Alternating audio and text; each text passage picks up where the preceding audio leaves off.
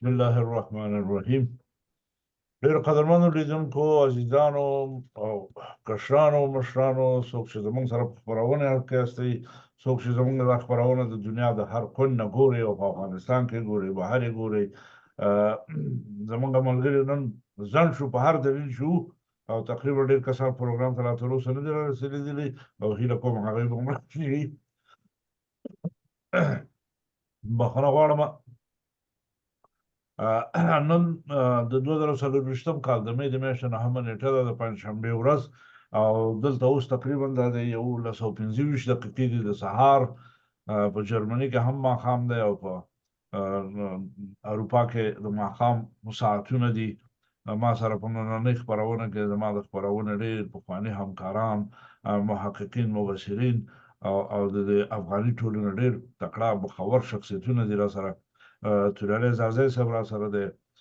محمد شیرین بردیوال را سره دی، ښاغلی تابع صاحب را سره دی. دا د افغانستان ډېر پاخه مخور خلک دي، په ټولو مسایلو کې یعنې صاحب د نظر خلک دي او په افغانستان په حالاتو باندې دا ټول په هر وخت کې په بدو یې ځورېږي، په ښو او په نیکیو یې خوشحالېږي او زما سره په خپرونه کې همیش همکاري لري، کومک کوي. او دا خپرونه او د خپرونې په ترویج کې، په تکثیر کې، د خپرونې په ښکلا کې، د خپرونې په غنا او عام کېدو کې په تمامه معنا د غونډو خلکو سره د همکار دي. زه ورنه ډېره مننه کوم او ستاسو محترمو لیدونکو نه هم مننه کوم چې همدا ساعت زموږ خپرونه تاسو اورئ. زموږ خپرونه لایف خپرېږي هر وخت او په نن خپرونه کې لکه د معمول په شان د هرې اونۍ په شان باندې زموږ خپرونه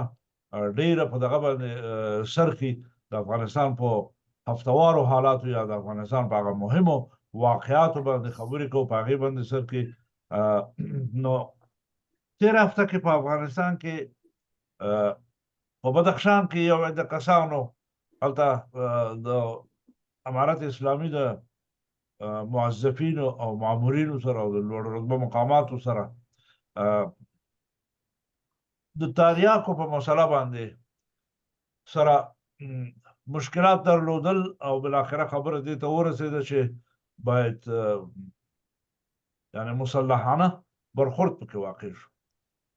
جریان داسې دی چې د تریاکو مسله یا نشه یي مواد په اسلام کې په تمامه معنا منع دي او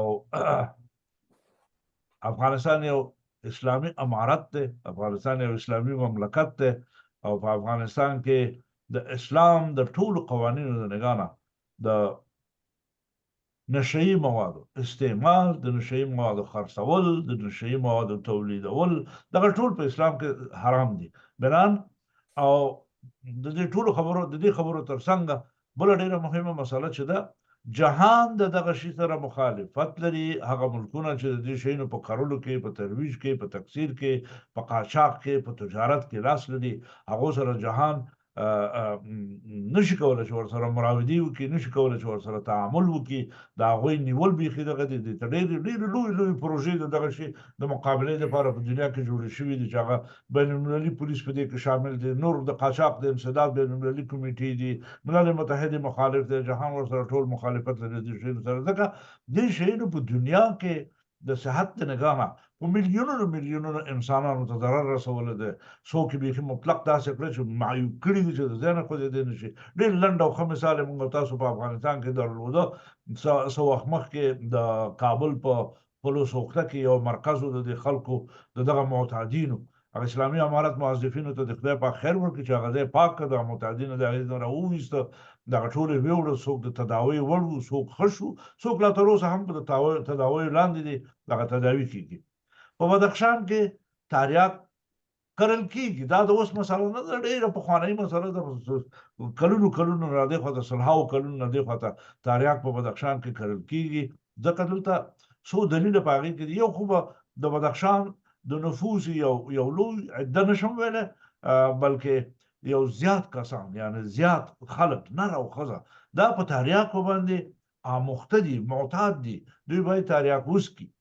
او د دې نشه یي موادو نه استفاده وکړي. نو دا یو مشکل دی هلته. بل مشکل پکې دا دی چې په تریاکو په تجارت کې بدخشان ډېر لوی لاس لري. د تریاکو ټول قاچاقبران شو دا د افغانستان د دغه تیرو جهادي تنظیمونو او سیاسي تنظیمونو پورې ټول مربوط کسان دي او دا هغه خلکو چې د تریاکو په قاچاق کې لاس لرل او دغه منطقې نه مرکزي اسیا ته تریاک قاچاق کېدل او د تریاکو د هغې نه د مرکزي اسیا د ملکونو نه اروپا ته او نور جهان ته صادرېده. لوی تجارت په بلیونونو ډالرو تجارت دی. اسلامي امارت د اسلام د احکامو او اساساتو پر بنا د بین المللي ټولنې او ګاونډیو هیوادونو د غوښتنو پر اساس او د هغې د نگرانۍ او تشویشونو پر اساس تصمیم ونیو چې د تریاکو کر په ټول افغانستان کې باید منع شي، مګر په بدخشان کې کرل شوي دي، نورو مناطقو کې هم کرل شوي دي. د دې په ضد باندې د اسلامي امارت د خوا نه یوه مجادله روانه. په بدخشان کې دا مجادله مسلحانه شو او هلته څه جګړې ونښتې او یو دوه کسان پکې د خبرونو د قراره هلته وژل شوي هم دي، زخمیان هم پکې شته دی او حالت یې خلکو متشنج کړ. دا یو ډېر مختصر بکګراونډ د دې موضوع چې زه پې پوهېدم.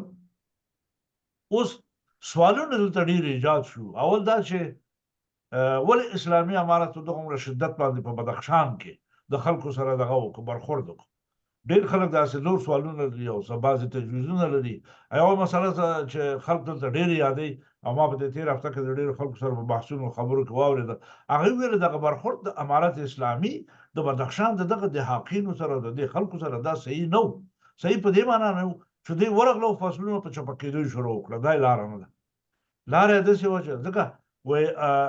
تبصرو کې داسې وویل شو په خلکو کې چې د بدخشان خلک د دغه تریاکو د تولید نه خپل ژوند چلېدی یو کال د بل کاله پورې. هلته خو نور څه تولیدات نشته دی، خو غنم دي، چهارمغز دي، تریاک دي، دغه شی نه دي، عادي مسایل دي. خلک ډېر غریب دي، په غربت کې دي. نو خلک وایي چې ډېره ښه خبره به دا وی چې بدخشان والي صاحب، د امنیت قمندان، د امنیت رئیس، د اطلاعات و کلتور مشر، دغه کسانو دا د هغه مناطقو کې دا تریاک کرل شوي دي، د دغه منطقي سپینګیري ملکان دا ټول راغوښتی وی، دوی سره یې مصلحت کړی وی، دوی ته یو دغه ورکړی وی، څه ورته وایي، یو پوهاوی ورکړی وی چې دغه شی چې تاسو کړی موږ پوهېږو ستاسو ضرورتونه دي، خو دا په اسلام کې منع دي. څنګه کولی شو چې په ګډه باندې د دې مخه ونیسو؟ د هغوی د تجویز سره سم بیا دا فصلونه پرې اړولی وی، دوی رضایت پرې اخیستی وی. دا یوه خوا د موضوع ده. بله خوا د موضوع دا ده چې اسلامي امارت مسؤلیت لري. مسؤلیت هم د اسلام د نګاه نه مسؤلیت لري، هم د جهاني ټولنې په څه ورته اصولو او قراردادونو په بنیادونو باندې مسؤلیت لري چې د دې شي مخه ونیسي. سوال دا دی چې آیا دا خبره، آیا دغه برخورد، آیا د بدخشان د خلکو دغه مسلحانه راپورته کېدل د امارت اسلامي د اوامرو په خلاف باندې دا دوی خپل شخصي کار دی که د دوی شاته نور لاسونه هم دي؟ زه خپل تاسو ښاغلي دوستان به په ګډه به په دې باندې بحثونه وکړو، خبرې به پرې کوو. د بحثونو د شروع کېدو نه مخکې فاطمي صاحب ته ستړي مه شئ. وایم فاطمي صاحب ستړی مه شئ، په خیر راغلی او هر کله راشئ. لږ ناوخته راغلی، زمونږ تشویشونه زمونږ بعضې دوستان دي چې زما آواز لرئ؟ او بالکل ستا آواز شته دی. زه هم خپل په نوبت سلامونه وړاندې کوم زازي صاحب ته، ګردیوال صاحب ته. نور خو راته څوک نه ښکاري، یو ته راته ښکاري تاسې ته. نو نور که په دې شاته نور یو عکس بل دی خو ګورم نه دا څوک دی، دا اخرانی تابع صاحب دی. هغه خو یو دغه لري. تابع صاحب ته هم سلامونه احترامات او څوک چې موږ دا سره ګروپ کې دي د ټولو صحت سلامتي ارامي غواړم. رښتیا هم زه تاسو نه یو 5-6 هفتې لرې پاتې شولم. هغه زما خپل د صحي مسایلو مشکلات هم و، د روژې میاشتې مسله هم وه. نو ما خو تاسو ته خپل خبرو کې تاسو ته وویلې چې هغه دغه چې انسان کله د روحن ځان ضعیف او دا احساس کوي، بیا برنامه او دا مسایل مشکلي. نو د لپاره د ډېرو پرونه هم همداسې ومه، زنګونه راتلل کتل به مې جګو به مې نه. نو دغه نه پوهېږم د شکر د مرض سره دغسې یو بل دغې سره مخ شوی یم، کله ډېر ډاون کېږي کله جګ کېږي، بیا نو ما دغه حالت د لاسه ورکوم. نو تاسو دوستان چې هغه انګلیسانو خبره وایي مس کولی مې ټول مې یادېده، ګردیوال صاحب مې یادېده. ګردیوال صاحب سره خو بالکل تماس هم دا څو ورځې هغه ما هغې خو یو مسج سره کوو، هغه مسج هم خدای شاید سره نه دی شوی.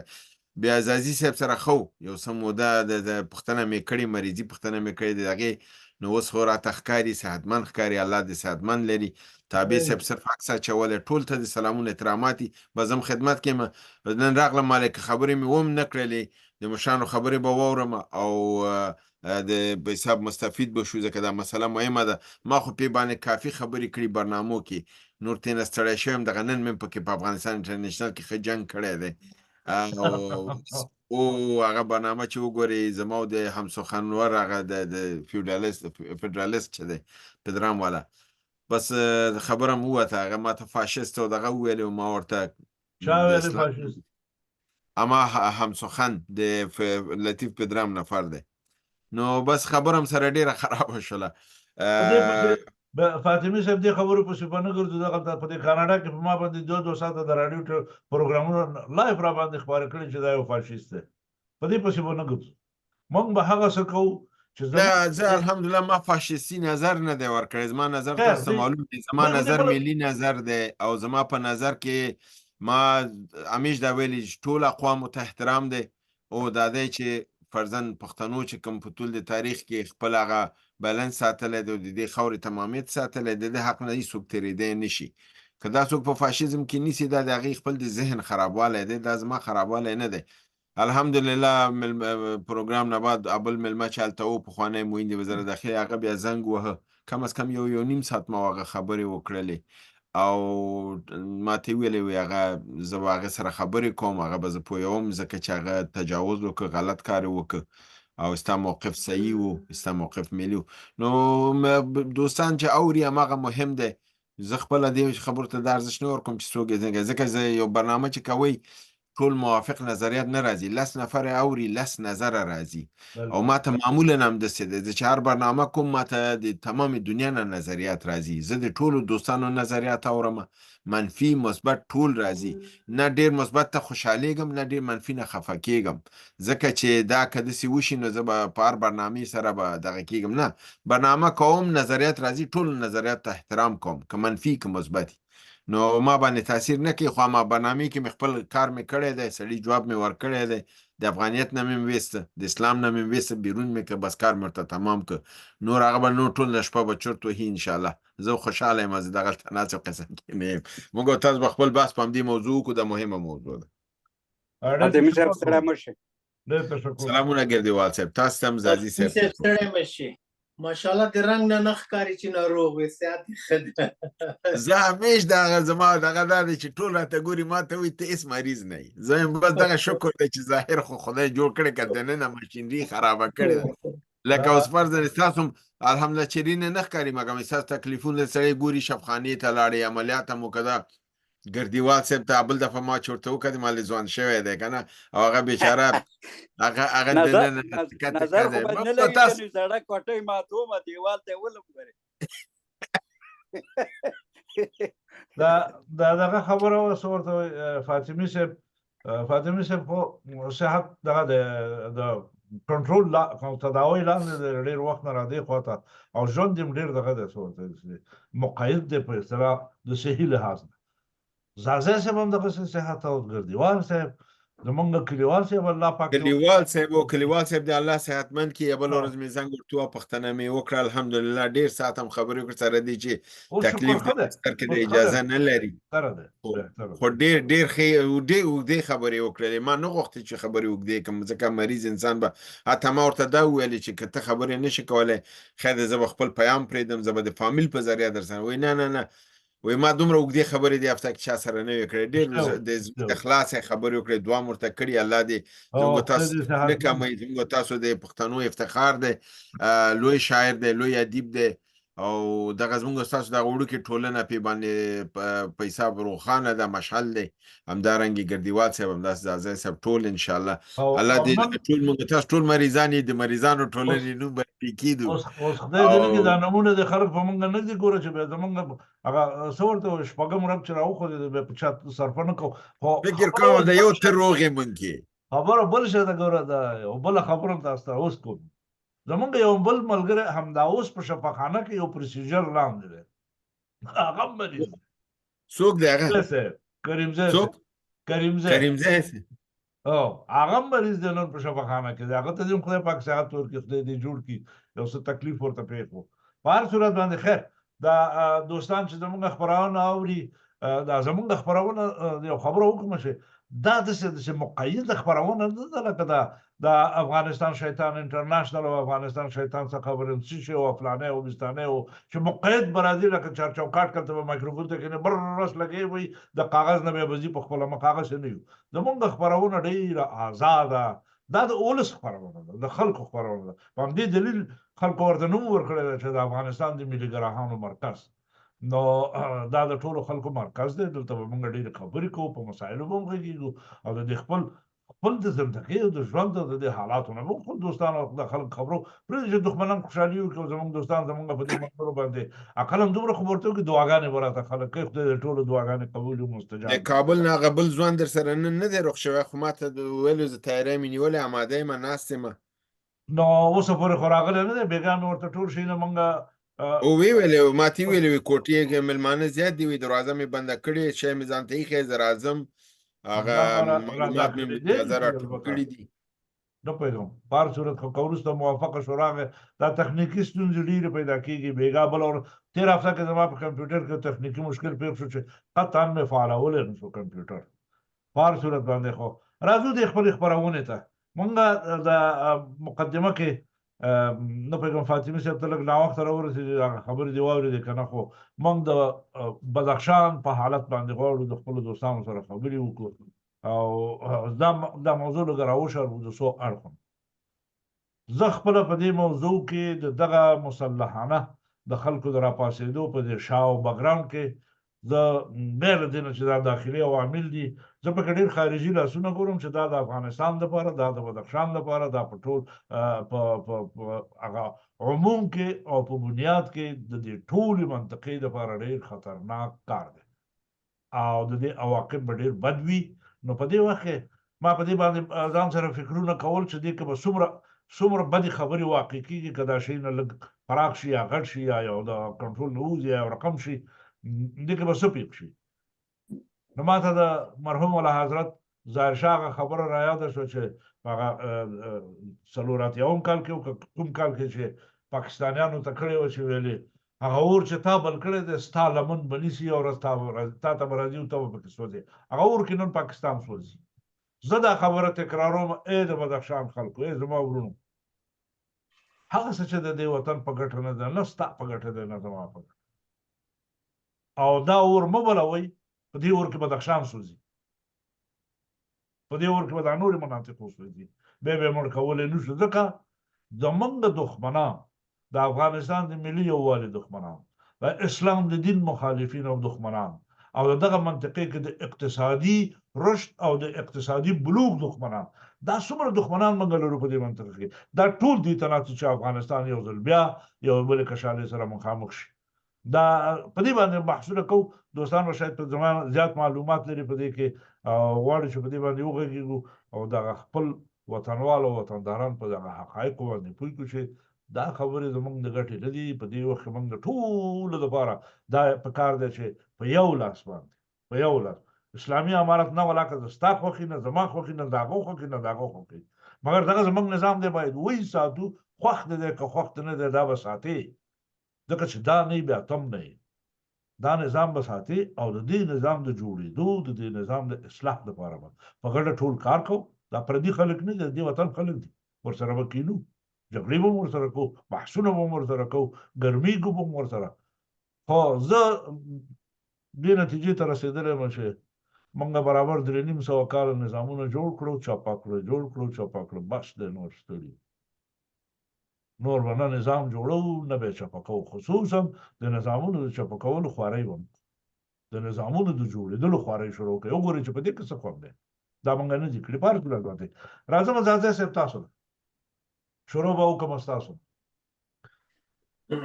دا حالت خو تاسو معلوم ده ته خو خدا ډېر فعال په هر ټلویزیون کې چالان کې ذاتي پکې ده په یو موضوع باندې خبرې کوي فاطمي صاحب پکې ده په یو موضوع خبرې کوي لګي دي سره نام خدا په ټولو مسایلو باندې غږیږي ادم صاحب هغه ملمه ده درغه هغه وي ما اوکې کچ زرانه نه ها ډېر خوشو او وان تشکر کوم د چې په دې خبرو کې دلته دغه شم بیا دله مې پام نه دی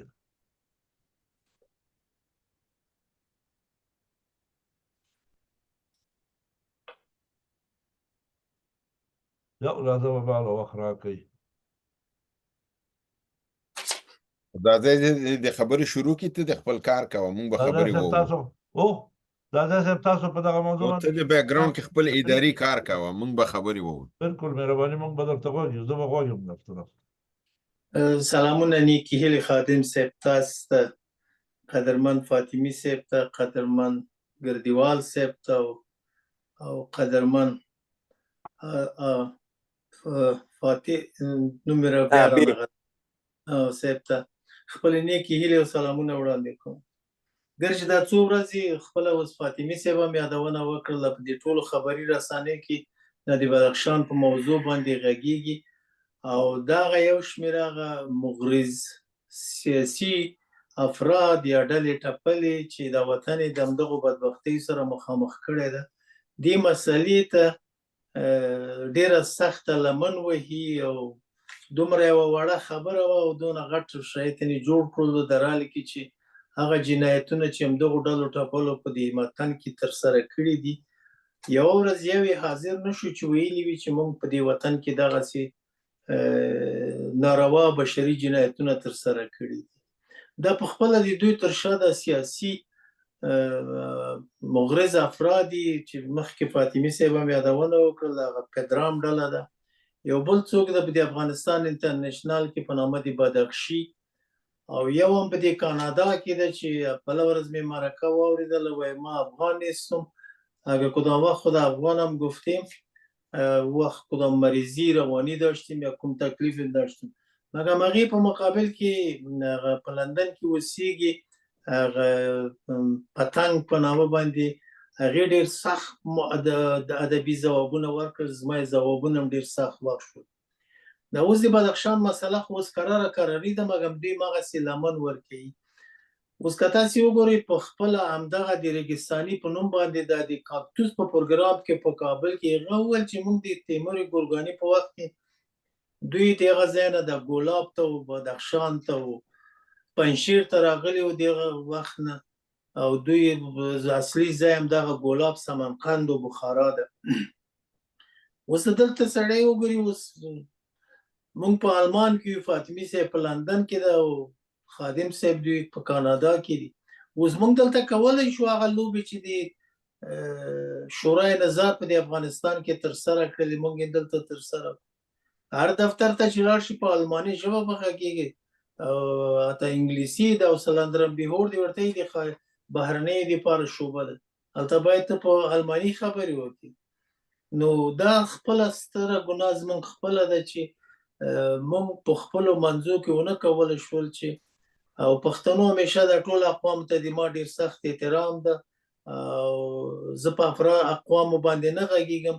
زما نیوکې او تقبیه کول د دوی د هغه مشرانو دي چې هغه خپلو اقوامو ته یې خپلو هغه ته هم ډېر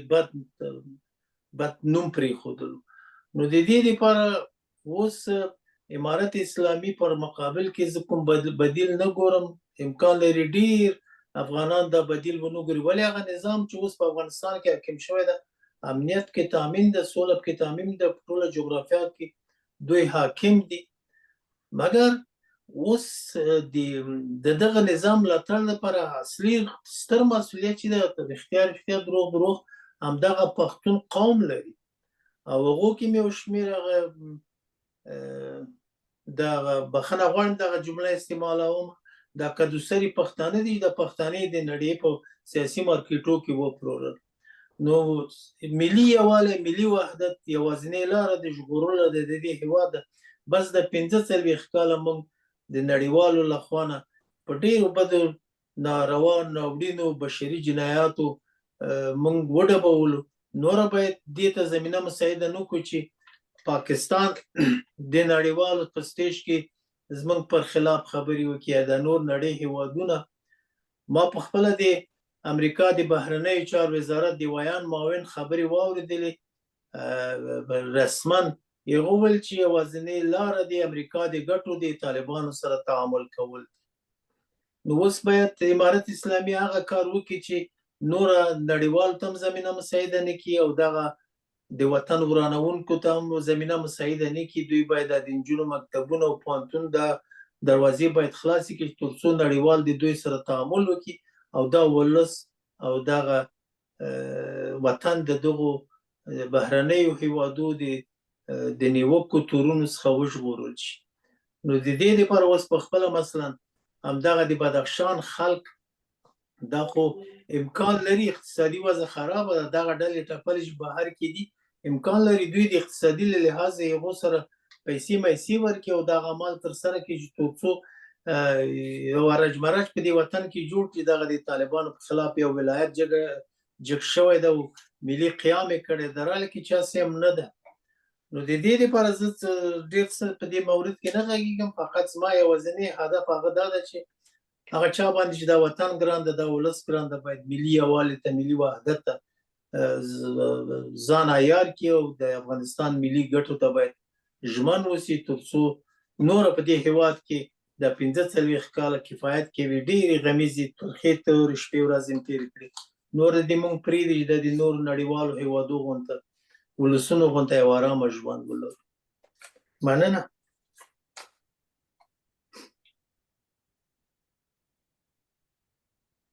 زاده صاحب ډېره مننه کوم کور دې ودان. بیا خبرو ته راګورو تاسو دوستانو ته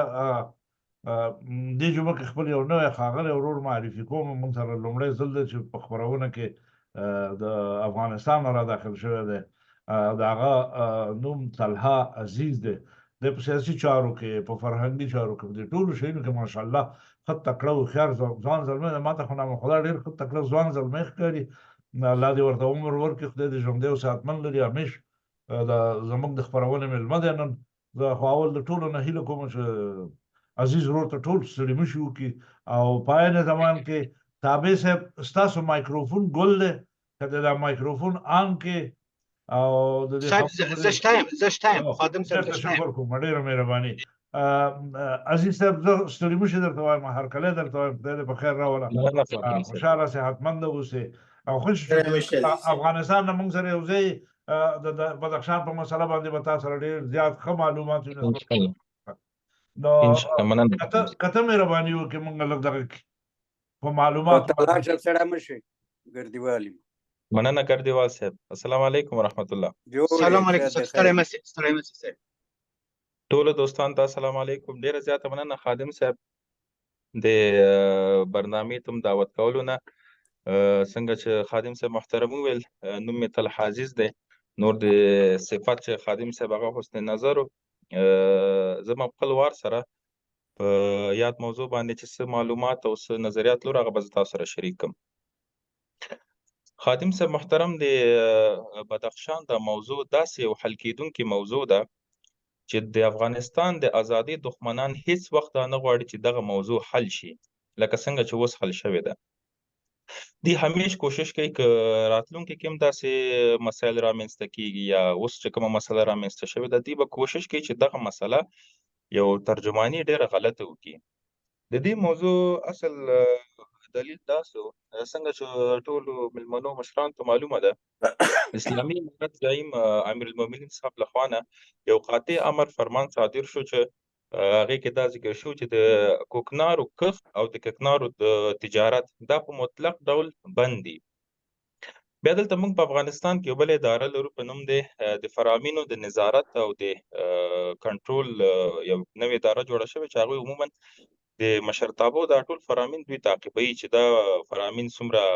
خلکو پې عمل کړی دی کوم ادارات بیا دوی اداراتو ته ورځي بیا هغې کنټرول کوي دا ټول د دوی په لاس کې وي. نو دغه څنګه چې ټول ته معلومه ده د کوکنارو دغه اوسنی موسم دی نو دوی طبعا دغه فرامین اوس په دغه موسم کې دوی ګوري چې خلکو دا حکم منلی دی اطاعت یې کړی دی یا نه یې دی کړی. نو دغه اداره د وزارت داخلي په همکارۍ سره دوی د څېړنې او کنټرول شروع کړل چې آیا د افغانستان په کوم ولایت کې یا په کوم سیمه کې کوکنار شته که نشته. نو د وزارت داخلې په راپور او د څېړنې په اساس په بدخشان په ولایت په یو سیمه کې کوکنار وموندل شو چې دا د یو کور یو ځي په سرای کې دننه و دا کوکنار. نو دوی هغه ساحې ته ورغلي دي، مجاهدین ورغلي او نظامیان ورغلي هغې تحقیق دپاره چې هلته خپل څه چې قانوني ته مراحل وي هغه انجام کړي او مسؤلین چې چا د کوکنار کرلي دي او اطاعت یې نه دی کړی هغه عموما محکمې ته معرفي شي یا هغوی سره قانوني چلند وشي. نو په همدې اساس د منطقي خلکو دوی سره شخړه کړې ده او دوی دې ته اجازه نه ده ورکړې چې دوی یعنې د کوکنار د پټي چې کوم دي دا له منځه یوسي او یا دوی سره کوم قانوني چلند وکړي. په اوایلو کې خو د دوی لفظي شخړه رامنځته شوې وه چې د لفظي شخړه دومره حد ته ورسېدله چې خلک هم راجمع شول، د نورې اسلامي امارت نور مجاهدین هم راغلل. دې اول کې د لفظي شخړې باندې مبتلا وو. بیا دا لفظي شخړه په دغه باندې بدله شوه، په فزیکي شخړې باندې بدله شوه چې حتی دوی سره فزیکي ونښتل چې حتی راپورونه داسې وایي چې حتی کوشش وشول چې د امارت په رینجرو او د وسایلو ته اور واچول شي چې د دې هم مخنیوی وشو هلته. نو په همدغې کشمکش کې بیا یو نفر هم په حق رسېږي هلته. بیا وروسته د دې د اسلامي امارت د مشرتابه لخوا یو لوړ رتبه پلاوي معرفي کېږي، ساحې ته ورلېږدول کېږي چې دوی د ساحې د مشرانو سره د علماو سره او د مخورو خلکو سره کېني چې دا موضوع څنګه کولی شي زر تر زره حل کړي دا موضوع. دوی سم حیاتان هلته تللي او څه د بدخشان خلک د قاري صاحب فصیح الدین لوی د ریاست وزارت دفاع دوی څه خلک هلته هم راغلي دي. نو څه قناعت دلته هغوی ته توصیه وشوه، هغوی ته نصیحت وشو چې چون دا حکم دی دا قانون دی او څه چې که کوکنار په قندهار کې نه کرل کېږي، که په جلال آباد کې نه کرل کېږي، که په لغمان کې نه کرل کېږي، نو په بدخشان کې به هم نه کرل کېږي. کوکنار په نور ولایتو کې هم نه کرل کېږي ځکه هم حکم یو قاطع حکم دی، دلته کوم تعصب او دغه وجود نه لري. نو دوی تقریبا هلته بیا ژمنه وکړه چې موږ به پس له دې کوکنار نه کرو او دغه کوم مسله چې راغلې دا به موږ حل کوو. نو حکومت اوس هم پې کار کوي، موضوع فی الحال لپاره ارامه شوې ده او موضوع ارامه ده. حکومت اوس هم لګیا دی کار کوي، څېړنه کوي، که د چا مثلا په چا ظلم شوي زیاتې شوي بیا هلته حکومت شته، هلته محکمه شته، هغوی ته به شکایت کېږي او هغوی به په دې باندې خپله څېړنه کوي. دا طبیعي مسله ده. د اسلامي امارت بعضې کامیابیانې لري چې هغه خصوصیتونه ځان ته ځانګړي خصوصیتونه ځان ته لري چې هغه ټولو ته بهتره معلوم ده چې په هغې کې بعضې دغه مسایل هم دي چې دوی یو اطاعت ډېر قوي کوي خپل د مشرانو، بل دی راز کې ډېر قوي دي. دوی نور داسې خصوصیات لري خو دا هم د یو خصوصیات نه دي. که د اسلامي امارت دغه اطاعت موضوع له منځه لاړ شي بیا ده کې هغه نظام هغه کمزوري کېږي ځکه بیا دلته نور خلک پاڅېږي، هغه کنټرول ټول له منځه ځي. نو دغه مسله الحمدلله اوس ارامه ده، اوس پکې څه نشته. که چا سره مثلا څه نور علاوه د دې نه د کوکنارو مسلې نه علاوه چاته سره ظلم شوي زیاتې شوي هلته حکومت شته، انشاءالله اوس هم پې څېړنه روانه ده، هغوی به همکاري کوي. او کوم مخور سپین ږیري چې تللي وو د قاري صاحب فصیح الدین خواته هغوی هم ډېر ښه یو په ساعتونو یو خوندور مجلس درلود، هغوی ته هم ونازول شول، ډېر محبت ورکړل شو. بیا وروسته هغې نه میډیا کې په ده کې هم ډېر منفي تبلیغات وشول د قاري صاحب فصیح الدین په اړه چې ده یعنې اخطار ورکړی یا بل حساب یا بل حساب. دا د هغه شته موضوع په اړه چې څه موضوع پېښه شوې وه او راپورونه چې عموما د امارت چې کوم راپورونه دي ځکه نظریات فرق کوي. امارت خپل نظر او راپور لري چې موږ موضوع داسې وه، دا سیاسي شنونکي عام خلک هغوی خپل نظریات ورکوي. بیا دې کې افغانستان نه بهر داسې کړۍ هم شته چې هغې د افغانستان د ازادۍ او د امنیت او د ثبات خلاف دي چې هغې دا موضوع هیڅ وخت نشي درک کولی او نشي قبلولی چې دلته یعنې ارامي او شخړې له منځه لاړ شي. نو دوی همیشه خپل کوشش کړی چې دلته دغه وړو موضوعاتو ته یو نوي رنګونه ورکړي، غلطه ترجماني وکړي. یو مثال تاسو ته درکوم په دغې کې څه وخت چې دغه موضوع کې ما خپله د دې څېړنه وکړه، تاسو همدا اوس چې کوم مېلمانه دلته ناست دي دوی همدا اوس برحال عملي دا کتلی شي. تاسو ټول یوټیوب ته تللی شئ، صرف په یوټیوب کې دومره ولیکئ چې خیزش مردمي در بدخشان، نه ورسره د چینل نوم لیکئ، نه ورسره اضافه معلومات لیکئ، نه ورسره تاریخ لیکئ. تاسو چې کله ولیکئ خیزش مردمي در بدخشان نو ده کې بس د پاسه 15 شپېته که 2 شپېته برنامې تنها د افغانستان انټرنیشنل وي چې هغه به په دې 15 ورځو کې صرف 15 شپېتو نه پورته برنامې دوی سرچ آماده کړي دي، جوړ کړي دي چې دغه موضوع څنګه دوی وکولی شي چې دوی دغه موضوع ترجماني غلطه وکړي او د بهرني خلکو ته او د افغانستان خلکو ته داسې وښایي چې د افغانستان د حکومت او د ملت ترمنځ کې یو لوی واټن وجود لري، یعنی ملت ناراضه دی دوی نه، ملت ډېر دوی نه خفه دی چې الحمدلله دا شی خو چې څنګه دوی وایي وجود نه لري. زه ډېر ځایانو کې ګرځم، خلک وینم، د افغانانو نظریات هم اورم، څنګه چې محترم زازی صاحب هم ویلي چې موږ د اسلامي امارت بدیل نه ګورو، اما بعضې مسایل دي، بعضې خلک خپل په کور کې د والدینو نه هم بعضې یو شکایت کوي او بعضې دغه ترې نه خواهش ترېنه کوي چې دغه مسایل حل کړه، دا رای حل نه ده، یو ښوونه ورته کوي او یادونه ورته کوي، اما دا مسایل شته. نو د افغانستان انټرنیشنل چې که تاسو وګورئ په دې 15 ورځو کې دوی 15 شپېته برنامې کړي دي په ده باندې، تاسو همدوس هم سرچ کوی شئ، صرف ولیکئ خیزش مردمي د بدخشان، نور هېڅ هم مه لیکئ، پر برنامې نوم مه لیکئ. 15 برنامې د افغانستان انټرنیشنل دی ورباندې، 15 برنامو نه لاندې یو برنامه د بي بي سي ده، بیا 12-14 برنامې د افغانستان انټرنیشنل دي، بیا یوه برنامه د طلوع نیوز ده، بیا 15 نه تر 20 برنامې د افغانستان انټرنیشنل دي، بیا یو برنامه پکې د وایس اف امریکا یو بل برنامه دغه ده. د پروګرامونو د تلویزیون تاسو به بهتره معلومه وي، دوی چې کله یو موضوع رامنځته کوي، یو موضوع 3 ورځو کې دی هغه موضوع کته پورته کېږي، بیا موضوع سړه شي، بیا دومره خلک پکې خبرې هم نه کوي، زیات شي یو پروګرام، یعنې د نورو چینل ته وګورئ که د 15 ورځو 6 ورځو د واقع کې دوی به تقریبا 10 پروګرامه به یو چینل نه کړي، اما دوی په شمار تاسو همدوس کتی شي په شمار 15 شپېتو نه زیات دي پروګرامونه کړي دي. دا هم دوی سیاسي په دغه کې د دوی تمویلات کوي، هم په میډیا په بخش کې دوی دا کار کوي. د میډیا بخش خو د دوی طبعا دوی د امارت په خلاف، د افغانستان د خلاف، د افغانستان د ازادۍ خلاف دوی ډېر فعاله ساتي چې دغه میډیا د ځکه دا فی الحال یو قوي اسلحه میډیا ده په دې اوسني وخت کې. دغه د دې مسلې شاید په فاطمي صاحب هم وي، نن نه تر 25 کاله مخکې چې زمونږ والد صاحب محترم هم په د امارت کې یو له مسؤلینو نه و، د کابل په ښار کې دا چرمي جمپر یو نفر و، چرمي جمپر یې په ښار کې سوځولی و، د اور یې ورته اچولی او دا اوازه یې ګډه کړې وه چې دا حرام دی په اسلام کې، او هغې فکر کوم څه عکاسي د وخت په مطابق چې کوم عکاسي ترتیبات و د هغې مطابق هغې عکاسي هم کړې وه.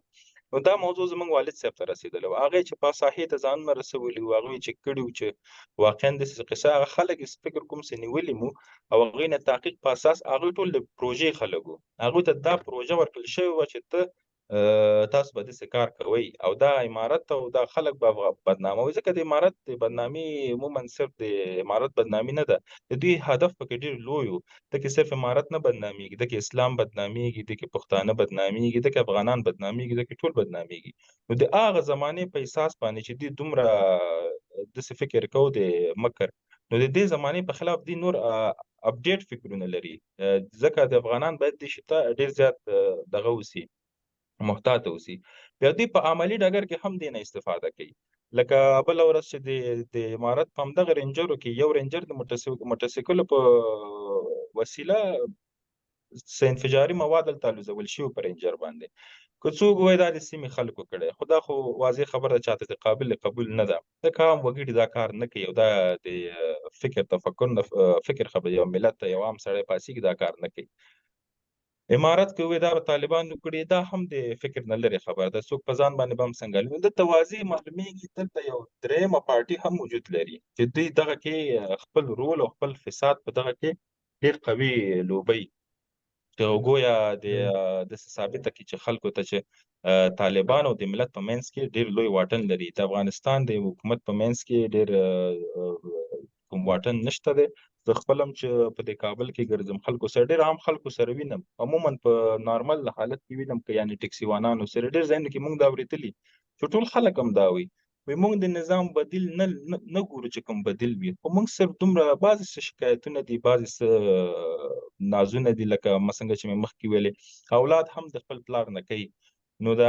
ملت په هم دا حق دی، دا د ملت حق دی چې د حکومت نه څه وغواړي، د حکومت نه څه شکایت وکړي، که هغه د تعلیم په بخش کې وي، که هغه په هر بخش کې وي. اما دغه غوښتنې ته که څوک د خیزش مردمي نوم ورکوي، دلته بل نوم ورکوي، دا زه فکر کوم دا ډېره لویه جفا ده. ځکه د بدخشان مجاهدین هم د بدخشان دي،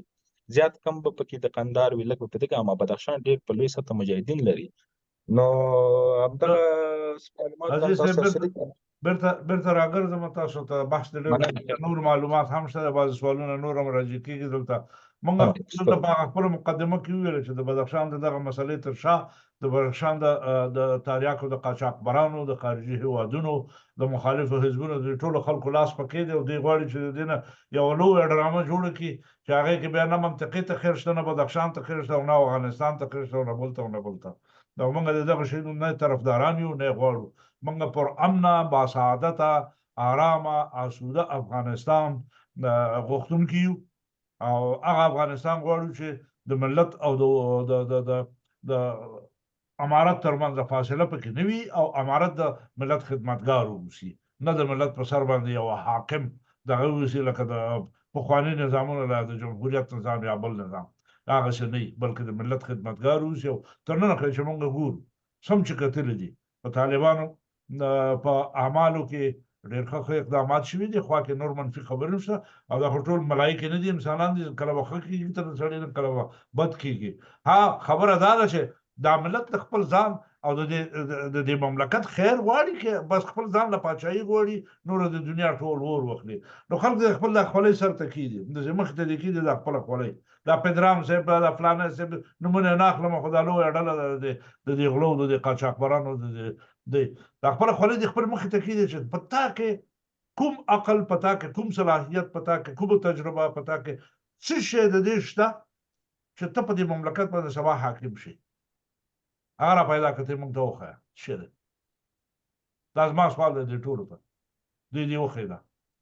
د نن نه ورپورې د کاله پورې ورته وخت دوی هغه موږ ته څرګند کړي چې په ما کې دغه شی نشته چې په نورو خلکو کې نشته، او زه د حاکمیت وړ یم. او بیا د خپل تاریخ موږ ته راوسپړي چې د په تېر تاریخ کې په دغه دومره وخت چې دوی سره دا قدرت په لاس کې و، دا حکومت په لاس کې و، دا سلطنت او پادشاهي د دوی په لاس کې وه، دا خارجي روابط ټول د دوی سره. دوی دې وطن ته څه کړي؟ چېرته کوم نیالګی ایښی، د هغه نیالګي عکس ما ته راولېږي چې دی نفت. تابع صاحب ستړی مه شي، مایکروفون دې ګول کړی دی. زه پوهېږم سلام صاحب، ته خو دا وخت نامې خو دا ام کار کې ام کور کې ماشومان دي و دا د دې وطن ژوند دغه شی دی، خو له ما نه تاسې ښه پوهېږئ صاحب. پوهېږم، خدای دې درسره ډېر ښه وکړي، الله دې درته اجر درکړي چې تاسې سره د خپل وطن په خاطر باندې، د خپل د وطن د مشکلاتو په خاطر باندې اقلا نیم ساعت راحاضرېږي دلته راځئ او د خپل وطنوالو سره د زړه خواله کوي. خبرو ته واورېدې، زه غواړم ستاسو نظر واورم د یو مسلکي ژورنالست په حیث باندې په دغه موضوع باندې چې دې کې ته څه ګورې. زموږ ټول فوکس په دې باندې دی چې که موږ وکولی شو دغه نقطې ته ځان ورسوو چې دغه په هر مملکت کې پېښېږي دغه واقعات. دغه امریکا کې 200 ځلې پېښ شوي دي. ډیوید کورش څوک و؟ افلانی څوک و؟ پیغمبرۍ دعوا پکې وشو، ټانکونه یې ورپسې ورسته، څه دا په هر ملک کې شته، د اختلافات پېښېږي. مګر څوک دي شا نخوا نه چې دغه اختلافاتو ته دغه ورچوي، تیل وراچوي او غواړي چې د دې نه یو لوی شی جوړ کړي. دا ډېر مهم خلک دي موږ لپاره، دا باید پیدا کړو. ستا نظر څه دی په دې کې؟ به د چا لاسونه وي؟ سلامونه کور مو ودان. بسم الله الرحمن الرحیم. ګورې زه دغه تاریخي اړخ نه زه غواړم د خپل نظر ورکړم. هغه دا ده چې که تاسې فکر کړي دغه چینایانو د تریاکو جګړه تر شا پرېښودل، همدغه هندیان تر 70 کاله د مخکې دوی د ټولې نړۍ غلامان پاتې شوي، خو په 70 کالو کې دوی وځلېدل. اوس یو اقتصاد د په نړۍ کې همداسې چینایان یو اقتصاد له ځانه جوړ کړی. نو ښه به دا وي چې موږ داسې تبلیغات وکړو یا داسې لابي وکړو د رسنیو له لارې نه، یا د تیاتر له لارې نه، هغه څه چې معمول دي د منبر له لارې نه، چې موږ خلک یووالي ته راوبولو، هغه زمینه مساعده کړو چې خلک غاړه غړۍ شي سره په خپلو کې. ځکه چې له بعد مرغه د 15 کاله د مخه تر اوسه پورې چې نیابتي جګړو ته افغانستان خپله سینه خلاصه کړې ده، موږ قرباني د نیابتي جګړې یو. یو شی به همدا اوس غواړم هغه مې پس بیا له یاد ونوځي، هغه دا ده چې د افغانستان په قومونو باندې زه نشنلیست نه یم او نه قومي نظر ورکوم، خو کله چې سړی دغه قومي مسایلو جوړښتونو ته وګوري چې د ما تجربه د جمهوریت یې ماته ښیي، له هغه نه مخکې یې ماته ښیي، د نور قومونه تل مزاحمت کوي پښتنو ته، ځکه چې دغه جغرافیه چې وویشل هم سوله چې پښتانه یې دوه پراته کړل، نو نړیوال په دې پیدل چې قوي ټبر او د پاچاهۍ ټبر او هغه څوک چې په دغه جغرافیه کې لومړی خبر کی هغه قوت لري، هغه پښتانه دي، په دې ټول دنیا پیږي. هغه د چا په ویش کو چې موږ په کراتو راغلو چې اوس دمګړی یو قدرت په دنیا کې، نو دوی په دې پوهیږي چې پښتون باید پراس کې اوسېږي، که پښتون پراس کې نه د دې مخه څوک نشي نیولی. نو دغه قومونه چې مزاحمت کوي تل او دماغ غږ لرئ تاسې دا هغه قومونه چې مزاحمت کوي یا په بل معنا سره وایي پوچ تبلیغات کوي د دغه د مخ نیولو لپاره یا د مخ ډب کولو په خاطر باندې پښتون ټبر باید له ځانه دا وښیي چې دوی په رښتیا توګه لومړی خبر په دغه سیمه کې کوي او نړیوال دوی سره تعامل کوي، لکه په بن کې چې وښودل سوله، لکه په دوه کرته د جمهوریت په وخت کې چې کله غني راغی او کله کرزی راغی چې دوی په خپلو نارې وویلې چې موږ پښتون نه ده چې پښتون په راز کې نه موږ نشو کولی پرته له دوی څخه دغه جغرافیه مخ ته یوسو. دغه مسله په تاریخ د افغانستان کې په جغرافیه کې له بده مرغه نغښتې ده. خو اوس بر اساسي موضوع ته چې څنګه افغانستان انټرنیشنل یا نورې رسنۍ چې پروپاګاندا خپروي د دغو د مخنیوي لپاره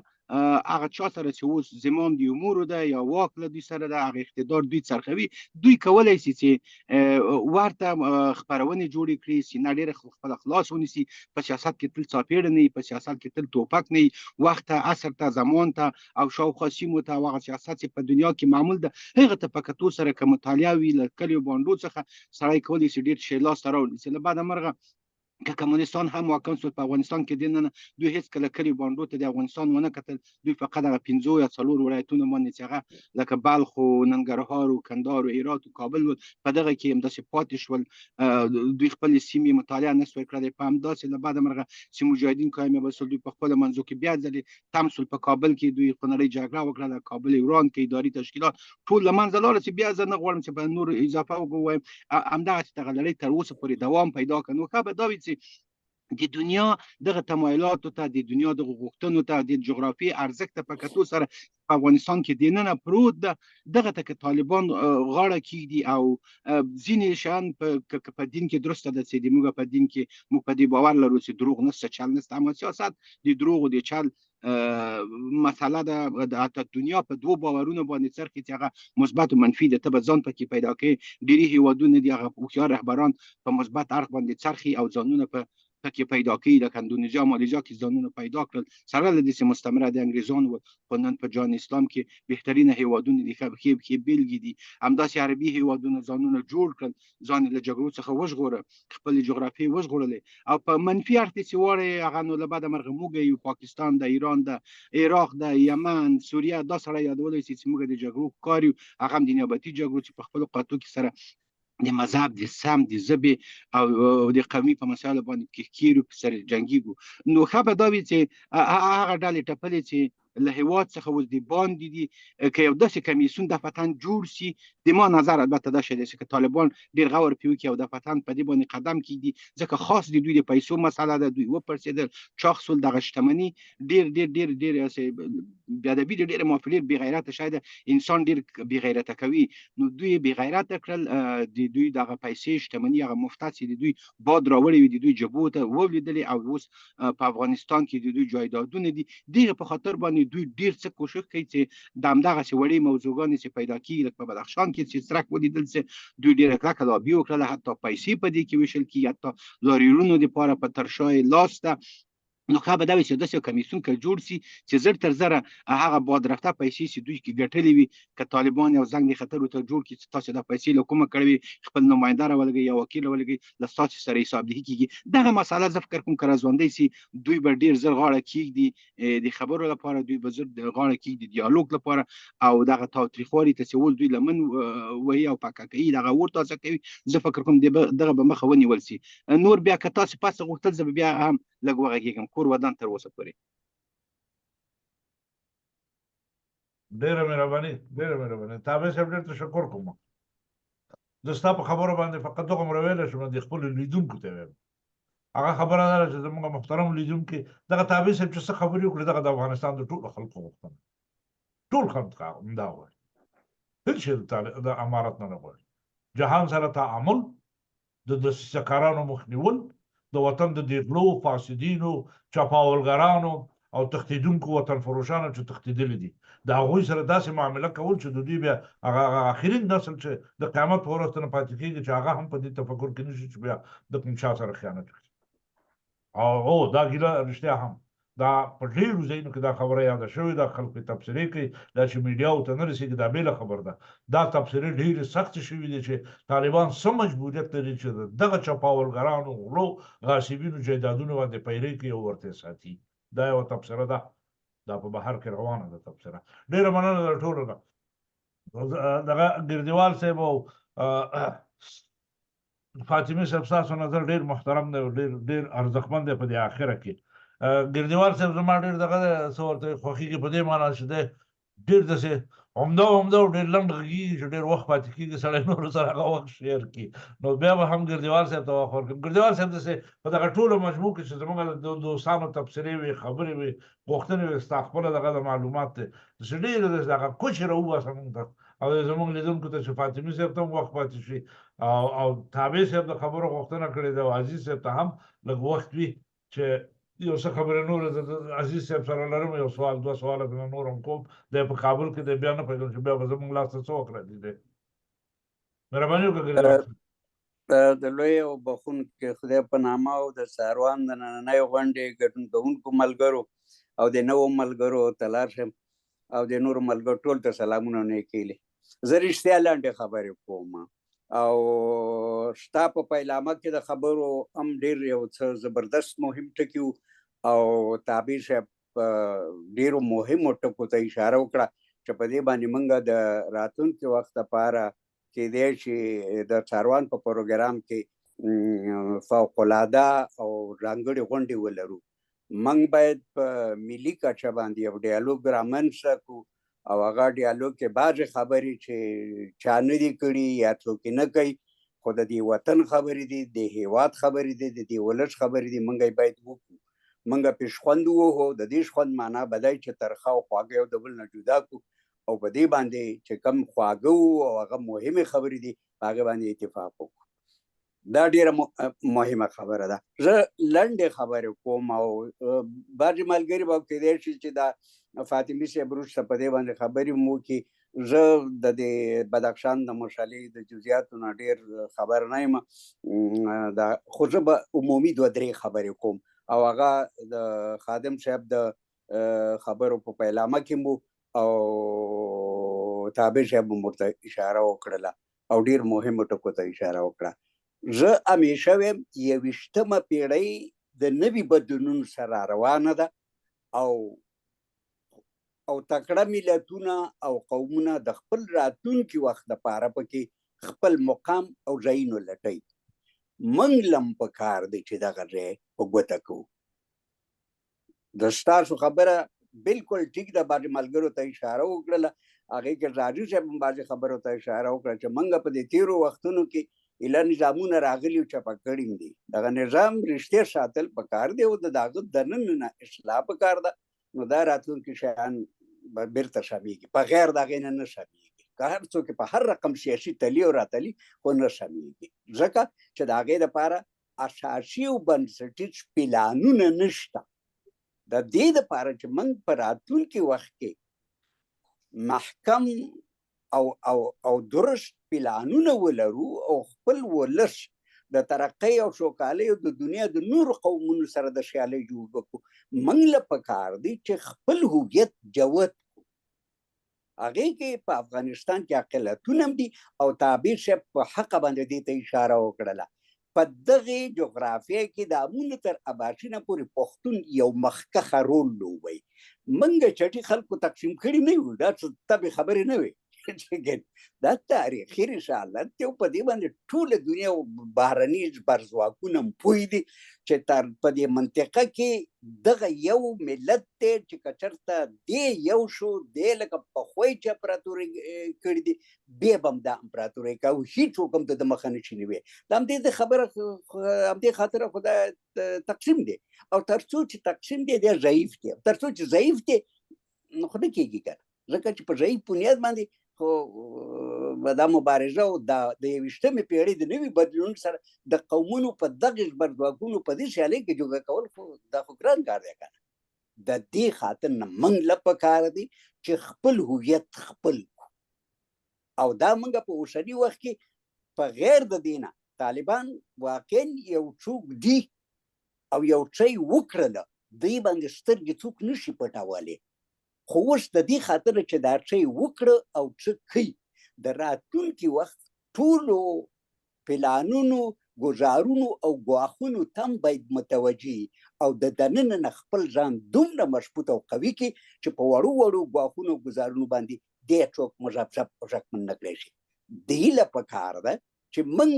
د طالبانو په څنګ کې او طالبان د نورو اقلیتونو قومونو او ډلو ټپلو ملي خلکو سره داسې یو ژبه او لاره او کړنلاره مونده کړي چې د راتلونکي وخت لپاره رښتیا دغه جغرافیې او دا ولس د دې تیرو څو کلونو لسیزو چې قرباني و بې قرباني نشي. دا زموږ ګوره دنده او ذمهواري ده او دا دنده او ذمهواري په ایماندارۍ او په اخلاص ادا کول پکار دي. بس زما دومره خبرې. ګردیوال صاحب کور دی ودان ډېرې درندې خبرې ډېرې ښې خبرې دي. دا هغه بحثونه دي چې دغه ورځني بحثونه او ورځني واقعات که لږ موږ له وخت راکړي زموږ بحثونه به یو وخت کې دې خواته دغه کېږي د انګلیسي په لغت باندې شفت کېږي او موږ په دغه مسایلو باندې ډېرې خبرې لرو ډېر نظریات پرې لرو. تابع صاحب مخکې یوه خبره وکړه ویل زه نشنلیست نه یم، په دې باندې زما سره ډېر لوی بحث دی چې نشنلیزم څه شی نشنلیزم خلکو ډېر غلط تعریف کړی دی خصوصا په اروپا کې. دغه زما یوه دغه د فیسبوک پاڼه ده زما د ټولو لیکنو ارشیف دی په نوم د ګډ هېواد. هغه ګډ هېواد ته تاسو ولاړ شئ په دې باندې زما یوه ډېره ښه مفصله مقاله لیکلې ده چې نشنلیزم یعنې څه شی او دا خلک ولې د نشنلیزم سره مخالفت کوي. نشنلیزم د ټولو سیاسي مسلکونو پلار دی، د ټولو سیاسي مسلکونو پلار دی. هر څه په جهان کې نشنلیستي دي. انګلیش بریکفاسټ، انګلیش مفن، فرنچ فرایز دا نشنلیزم نه دی؟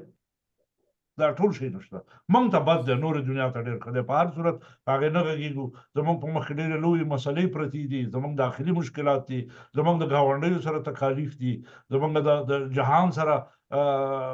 خبرې روانې دي چې دا باید حل شي. دنیا باید د افغانانو ته او پښتنو د نورو موقع ورکړي. بس دی 40 کاله 42 کاله افغانان د جهان د منفعت لپاره جنګېدلي دي، نه د خپل ځان د منفعت لپاره.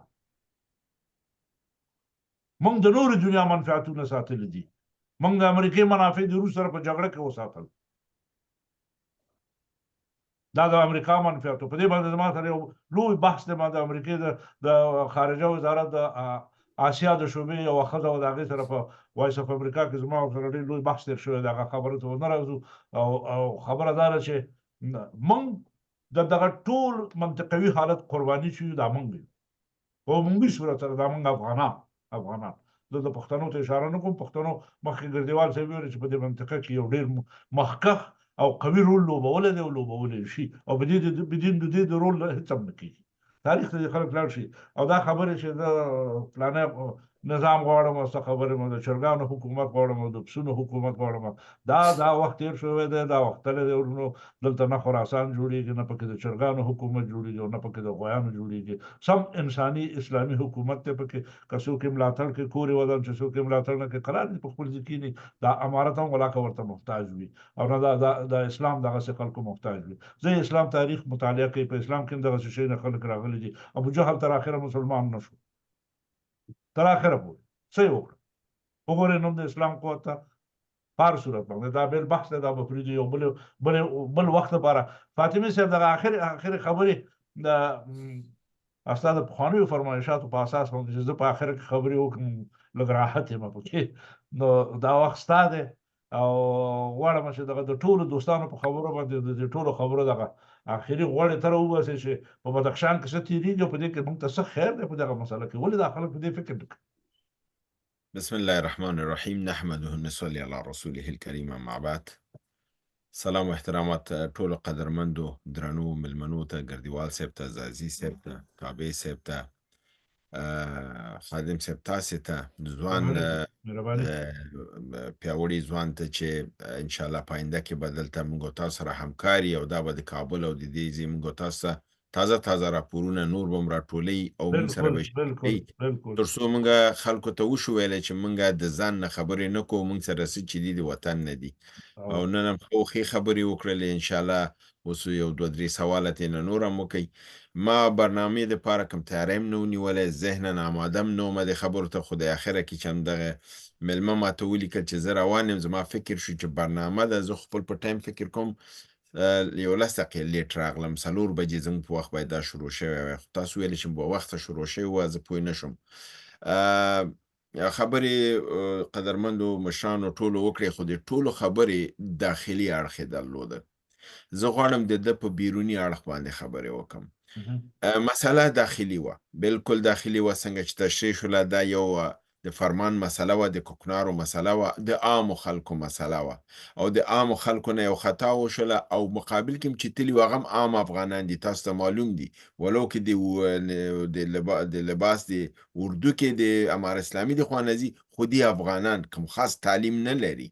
چې موږ وایو چې دا ډېر تعلیم یافته اردو ده، ډېره تعلیم یافته پولیس دي، دی پروفیشنل کار کوي، خو دوی افغانان دي او مجاهدین دي. هلته چې ځي عکس العمل ګوري، عکس العمل ښیي، عکس العمل علیه عکس العمل یو شی شو. ښه دا کار خو وشو، د ده نه راځو چې ده نه ګټې څه واخیستل شول او څوک ترې ګټې اخلي. که موږ تاسو لږ شاته لاړ شو، تیرو 2 میاشتو کې تاسو د پاکستان میډیا تعقیب کوي او د پاکستان خبرو ته لاړ شئ، هلته په واضح توګه پاکستان وایي چینایانو بې زموږ د اجازې نه افغانستان یې ولې په رسمیت وپېژنده. موږ چینایانو سره د ده پوښتنه ترې کوو چې هغه باید موږ سره مشوره کړې وای، دا کار یې کړی وای. یو بینالمللي ګستاخي ده. ته څه کاری چې ته دا تقاضا کوې؟ ته څوک یې زما سرنوشت به ته تعینې؟ ته څوک یې چې دا پوښتنه تا ته دا حق چا درکړی؟ دا خبره یې وکړله. کله چې د کوریډور خبره راغله، د اقتصادي کوریډور د افغانستان د واخان، تاسو واورئ چې پاکستان په دې احتجاج وکړي چینایانو ته چې ته دا چې جوړې، معنی یې دا ده چې زما اقتصادي کمربند ته ماتوې، ته دا زما کمربند ماتوې. وروره چینایان 1200 میلیارده ډالره په ټول نړۍ کې لګولي، دا ستا کمربند ماتېږي؟ ته یو حصه د دې کمربند دی دنیا کې. درسته ده چې اعظمه حصه یې ده، 15% یې په پاکستان کې ده، 15% خو نړۍ کې نور هم ده که نه. افغانستان د هغې فیصدي یو لویه حصه ده، ځکه چې کوم کمربند د افغانستان نه تېرېږي هغه د پاکستان نه هم نه تېرېږي. اسیا میانه نه اروپا ته چینایانو ته لاره جوړېږي، د ایران د لارې نه شرق الاوسط ته لاره جوړېږي، او همداسې بیرته د ننګرهار د خوا نه بیرته ګوادر او بلوچستان ته لاره جوړېږي. په لحاظه د افغانستان زه فکر کوم دا کمربند د پاکستان نه قیمتي او اصلي دی. پاکستان وایي چې چینایانو ته یې ویلې دا ولې تا دا کار وکړ، او هغې سره خبرې وکړلې. او دا ګورئ، دا بله ورځ چې بشام کې کوم واقع وشو، 5 پاکستانیان پکې مړه شول. پرون بله ورځ تاسو د DGISPR د پاکستان د اسټابلیشمنټ سخنګوی یا د اطلاعاتو رئیس خبرې، جنرال شریف خبرې مو واورېدلې. د بشام د 15 تنو د وژلو مسله په افغانستان واچوله، او چینایان ته یې ویلې چې دا 15 چینایان افغانانو وژلي. یو 15 دقیقو لپاره به دا ومنو د 15 تنه افغانان د چینایان افغانانو وژلي.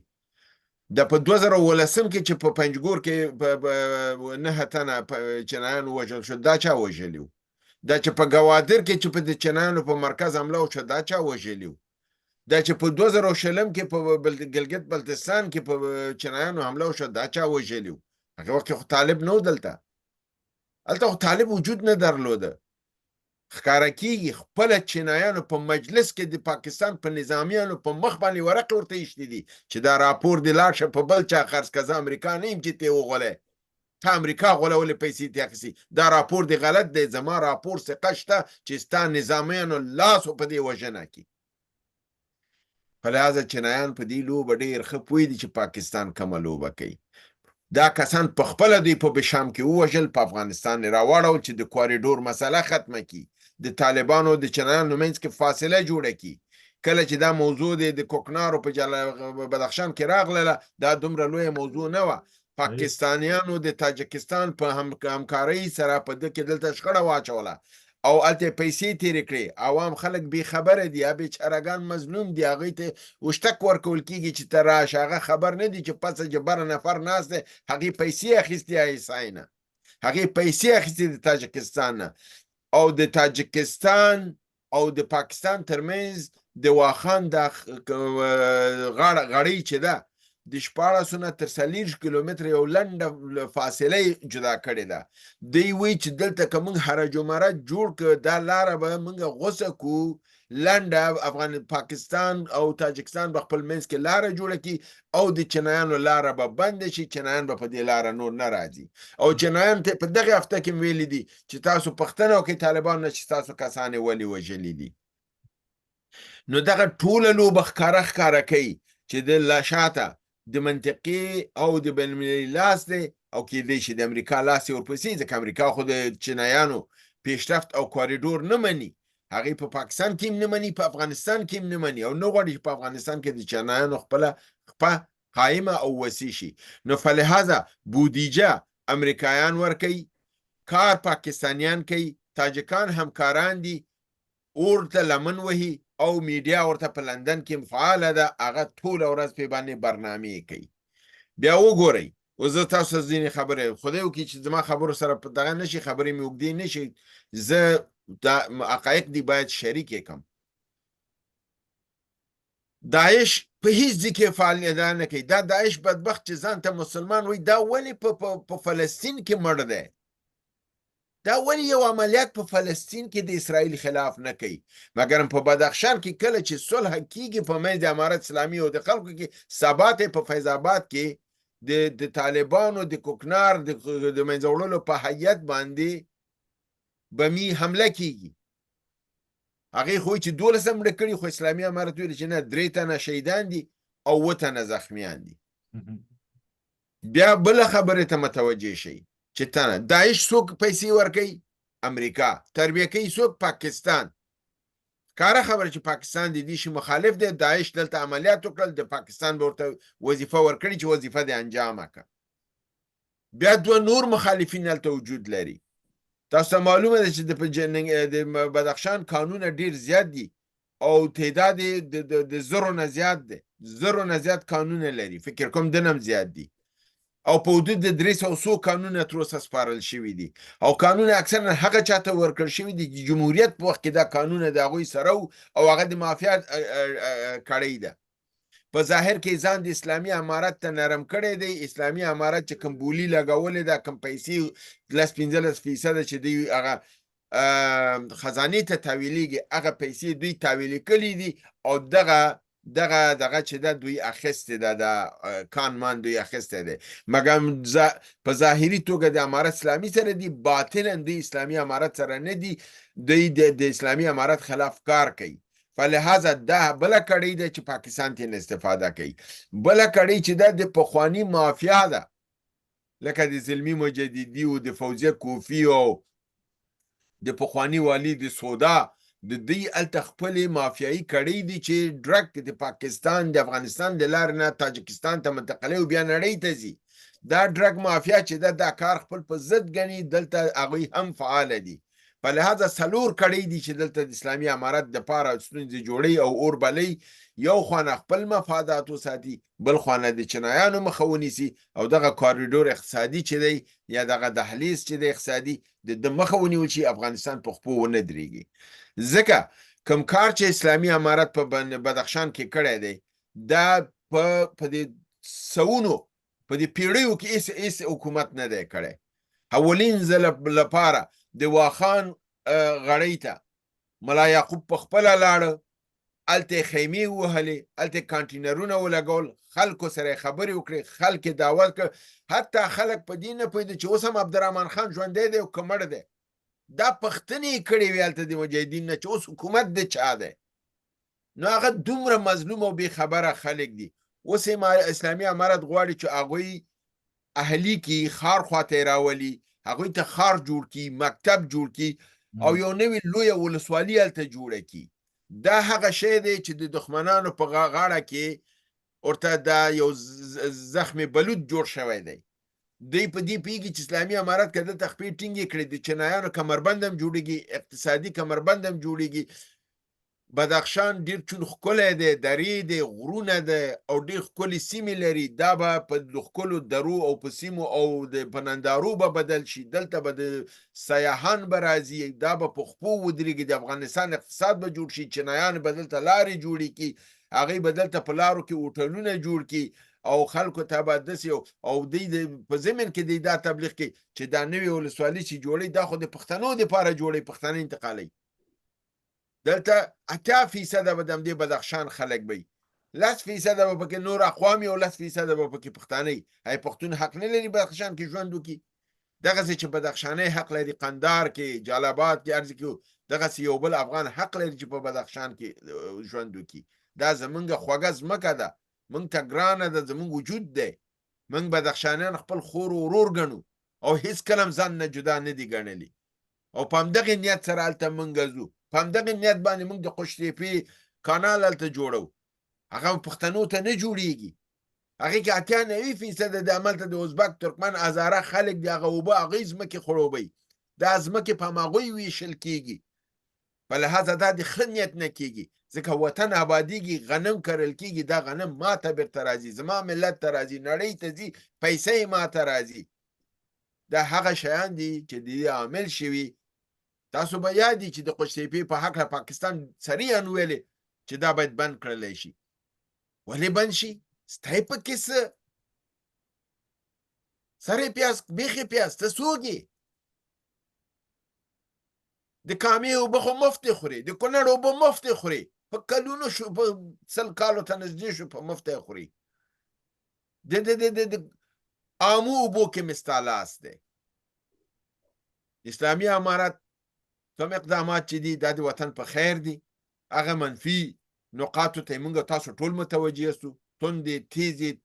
ترخې ورته وایو همیش هم ویلي دي او غواړو چې اصلاح شي موږ د نظام اصلاح غواړو د نظام ښه والی غواړو د دښمنانو لاس لنډول غواړو او د اسلامي امارت نه غواړو چې جدا دې ته متوجه اوسي چې په بدخشان کې چې کوم لاس دی دا د پردیو لاس دی د هغې لنډولو ته کار وکړي ملت خپل غېږ کې ونیسي هغوی خوشحاله رضایت ترلاسه کړي او هر هغه کار چې په بدخشان کې کوي د خلکو په رضایت سره یې وکړي که کوکنار د منځه وړي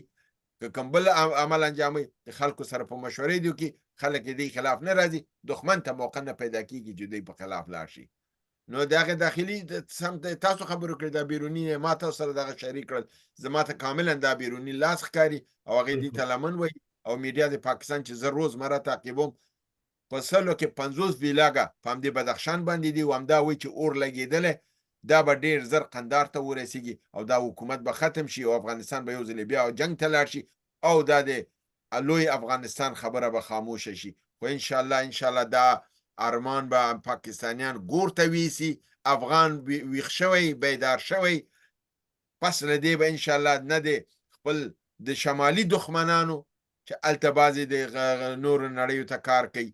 مظلوم ملت د افغانستان څه شمال کې دی څه جنوب کې دا متحد دی اجنټان په شمال کې او که په جنوب کې نه کامیابیږي انشاءالله دا کاروان به خپل ځي ته رسیږي اسلامي نظام به جوړیږي په خپو به ودرېږي افغانستان به ده کېږي دا بدبختي به ادامه نه پیدا کوي انشاءالله اصلاحات به راځي که چېرته دوی ځان اصلاح نه کړي وخت و زمان دوی اصلاح کوي دې ته به یې مجبوري چې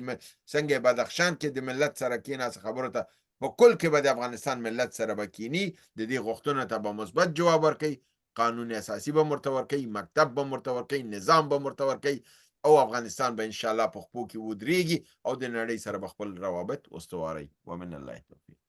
ډېره زیاته مننه فاطمه صاحب کور دې ودان ډېره ښه تبصره وه زه خپله هم هغه په اولو مقدمه کې موږ هم دا خبره وکړه چې د دې خبرو تر د ټولو تر شا بهرني لاسونه دي غواړي چې افغانستان یو بل دغه ته منجلاب ته راکش کړي بعضې خبرې ستاسو په دې خبرو کې ډېرې ښې اشارې وې هغه څلورو ډېرو عمده نقاط دي چې څلور عمده حلقې د دې حالت نه په استفادې سره غواړي چې د افغانستان د حالاتو د خرابۍ لپاره خواري وکړي پیسې پکې خپرې شوي دي او دا دې کې هېڅ شک نشته دی ځکه دا خلک چې دي د خراسانیان او د مقاومتیان او د څه دا د افغانستان د انارشیستان دا خلک چې دي دا د پیسو په اخیستلو عادت شوي دي دوی بدون د پیسو را هیڅ کار نه کوي قطعا دا مخته شوي د جهاد په وخت کې ټولو د قاچاق او د اسلحو قاچاق کو د تاریاکو قاچاق کو د هیروینو ټول د هیروینو فابریکې د دوی په لاس باندې وي او د دوی په مناطق کې د دوی په تسلط لاندې په افغانستان کې فعال وي هغه هیروینو باندې امریکا روسیا اروپا دا ټول ورنه په عذاب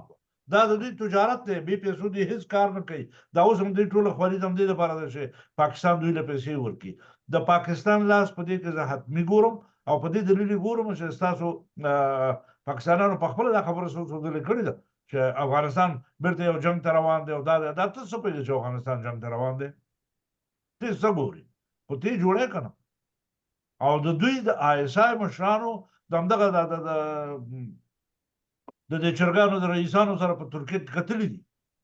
د ټولو سره هلته ملاقاتونه کړي دي ستا څه کار دی چې په ترکیه کې دی د هغه چا سره ملاقات کوي چې هغه په افغانستان کې هېڅ رول نه لري اوس دوی غواړي چې داسې یو کار وکړي زما په نظر باندې فاطمي صاحب ډېره ښه خبره وکړه زازي صاحب ورته اشاره وکړه ګردیوال صاحب ډېره ښه خپلې تبصره پرې وکړه چې بدون د دې نه چې تاریخي افغانستان جوړ شي دا کشاله موږ ته پرته ده په غاړه او دا بلا زموږ په غاړه پرته ده د دې بلا نه ځان خلاصول پکار او دا په یوازینۍ طریقې یوازینۍ لارې همدا ده چې د تاریخي افغانستان جوړېدل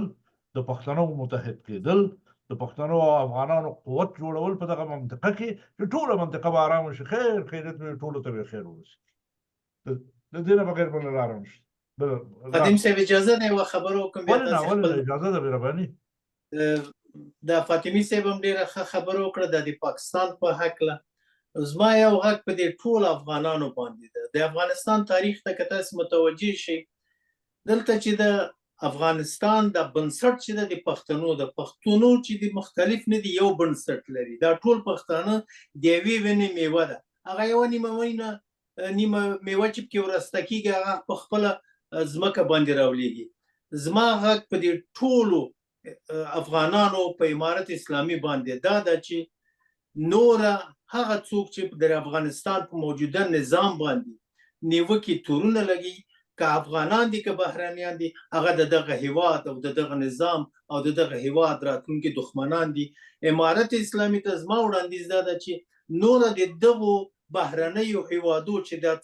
45 کال په افغانستان کې جنایتونه کړي دي د دوی په خبرو باندې باید نور نه باور وکړي نه اعتماد وکړي امارت اسلامي د خپل ټوله پاملرنه وطن ته خپل ولس ته او د دې هیواد راتلونکي تاریخ ته وکړي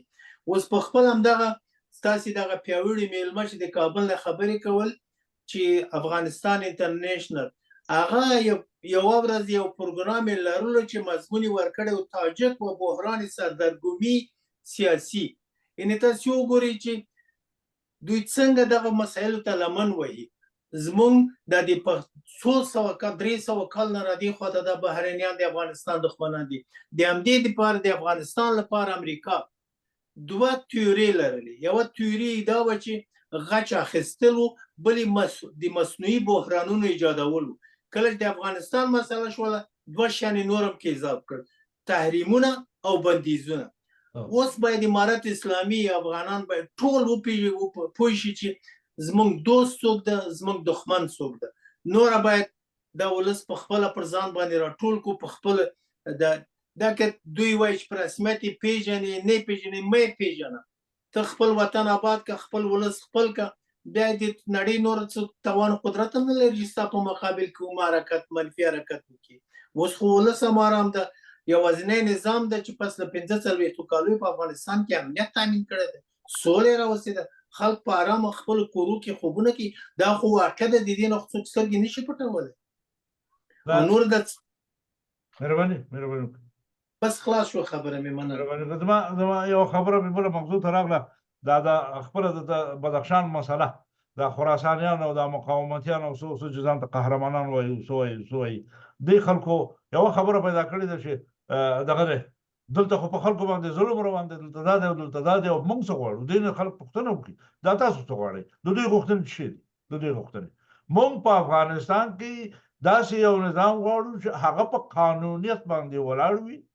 عدالت پکې جوړ شي، او څه خبرې ټول اقوام او قومونه په هغه نظام کې خپل ځان وګوري او هغه د فدرالي نظام وي. د دې خلکو نه یو سوال کوم، ته قانونیت غواړې په افغانستان کې، واقعا د دې خبرې طرفدار یې؟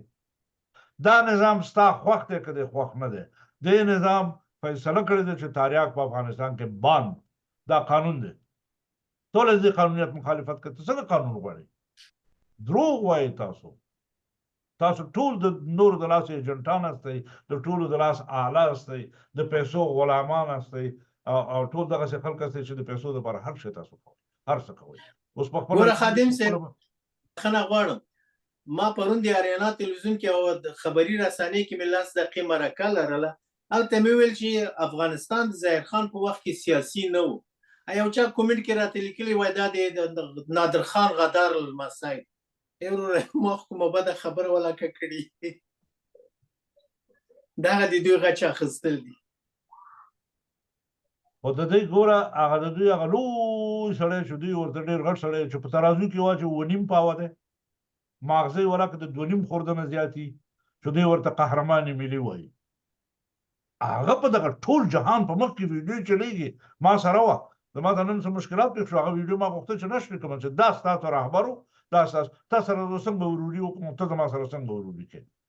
یک قوم غیر متمدن از کوهها شد و تجارتهای ما را گرفت. تا کم تجارت لرلو؟ خود ظاهرشاه په وخت کې د ټیر پنچري شروع کړه. کم تجارت دی لرلو وروره؟ او ستا نه خلکو څه شي اخیستی دي؟ خو خپل وطن دی که نه؟ لکه فاطمې صاحب چې ویلې، ولې پښتون په بدخشان کې ژوند ونه کړي؟ ولې ونه کړي؟ بدخشانی ولې په نورستان کې ژوند ونه کړي؟ بدخشانی ولې په جلال آباد او په کامه کې ژوند ونه کړي؟ حق لري، وطن دی، باید وکړي. لاړ دې شلته د دوکان جوړ کړي، لاړ دې چې د بدخشان نه د خربوزې په لارۍ کې واچوي، هلته دې ویسي په هغه تجارت په وخت کې خپل تجارت دې وکړي. څوک یې منع کوي؟ په دغه کابل کې چې دا جنګونه پېښ شو، نیم ننګرهار د پنجشیر د خلکو نه ډک و.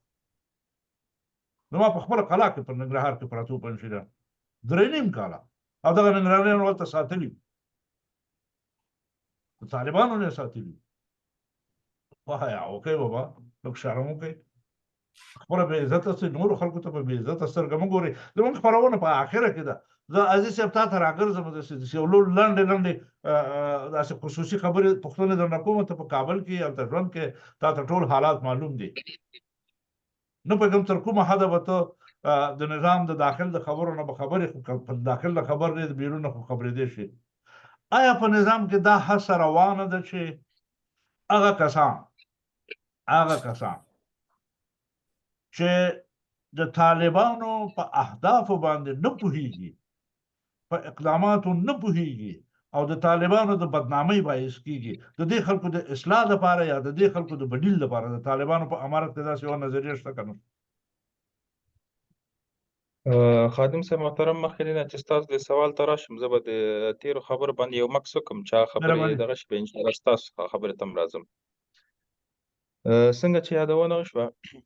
د امارت اسلامي د مشرانو په هکله، د دې د سرمایې او د هغې په هکله، دا خبره د حضرت عمر رضی الله عنه په وخت کې چې کله حضرت عمر رضی الله عنه یو ولایت ته یو والي معرفي کو، یا والي به یې لېږده، هغه والي به یې ځان ته راغوښته، ورته به یې ویلې چې دا د مال دی، دا د اسونه دي، دا د دومره سرمایه ده چې کله د ولایت نه برطرف کېده چې دنه در سره 1 روپۍ اضافه نه شي. نو دا واقعا خبره ده، د سره د کې ټول افغانان موافقه دي. خو اما بعضې مسایل دلته چې باید یادونه وشي، د اسلامي امارت په مشرانو کې هم بعض داسې مشران شته چې هغوی کورنۍ سرمایه‌داره کورنۍ ده، هغوی یا خپل تجارتونه لري، خپل بزنسونه لري، خپل ځمکې لري، پټي لري، چې هغوی پخوا نه معلومدار دي چې هغوی خپله سرمایه لري او خپله ما سرمایه استفاده کوي، او د خپل سرمایې نه ډېر حده پورې د امارت چې دا 20 کاله دومره تقویه شو، دومره تمویلات کېدل، ډېر داسې مشران اوس هم په نام ګرفته شته چې هغوی خپل د شخصي جیبه ډېر لوی کومکونه کول په امارت د مخکې وړلو دپاره. نو بهترین نظام خادم صاحب، نظامونه په هر نړۍ کې نظامونه شته، خو بهترین نظام هغه نظام دی چې خپل که اشتباهاتو باوجود هم خپل د ځان د اصلاح دپاره کار وکړي، خپل په ځان کې اصلاحات راولي، که اشتباه ویني اصلاحات راولي. الحمدلله زه دا وینم موږ دلته وینو چې طالبان که کوم چې دغه مسایل مې او ډېر زر اصلاحات راولي دلته په دفاترو کې دلته په مجاهدین خپل منځو کې ناست یو مجاهد اشتباه وشي بل راځي ورته اصلاح کوي بل راځي ورته ښوونه کوي لکه څنګه چې په لوی سطح د شیخ حماسي صاحب دا تاسو د شیخ حماسي په آخري برنامې او ویډیوګانې وګورئ د ده ټولې خبرې په عمارت ډېر په لوړه سطح باندې دي په ډېر لوړه سطح باندې د انتقادات کوي نو زما نظر هم دا دی چې سالم انتقاد د یو نظام د بقا ذریعه ده او منل یې بل خبره د دیموکراسي او د نشنلیست او د دغه شوه د امریکایانو او د روسیانو موږ د خپله هم دې ته حیران وو دوی کاشکې په د کوم هېوادونه چې دوی تللي وو دوی اصلي دیموکراسي هلته نافظه کړې وه عراق کې چې دوی څه وکړل دا دیموکراسي وه دا بالکل دیموکراسي نه وه په سوریه کې چې دوی څه وکړل دا بالکل دیموکراسي نه ده په فلسطین کې چې دوی څه کار کوي کاشکې دوی فلسطین کې همداسې د دیموکراسۍ په قانونو لاندې چې کوم مسایل هماغه قانون لاندې فلسطین سره خپل معامله مخکې ویسي دا دیموکراسي نه وه جاپان سره چې دوی څه وکړل دا دیموکراسي وه بم اتوم بم چې په خطا کړ دا دیموکراسي وه دا بالکل دیموکراسي نه وه هر یو قوم یا هر هیواد دوی خپل د ملک د مخکې وړلو والا چلول دپاره دوی ځان ته یو نظام انتخابوي طالبان مثلا خوښي اسلامي نظام په طریقه مخکې لاړ شي نور خلک بعضې کمونیستي نظام سره مخکې روان دي بعضې دیموکراسي سره مخکې روان دي اما دوی چې کوم دیموکراسي او کمونیستي نه دوی دفاع کوي او دوی موږ ته وښودله دوی خپله د ځانونه بدنام کړل په دغه دیموکراسي او په دغه کمونیزم باندې کوم کمونیزم چې اصلي ده هغوی خو کوم انسانان چې جوړ کړي مثلا دیموکراسي دی وایي چې حکومت د خلکو نه او د خلکو دپاره نو دوی چې د کوم شیان مسلمانان سره کو د خلکو دپاره نه او سرچپه مسلمان ته تروریست ویل کېږي اول نړیوال جنګ چا شروع کړ مسلمان شروع نه کړ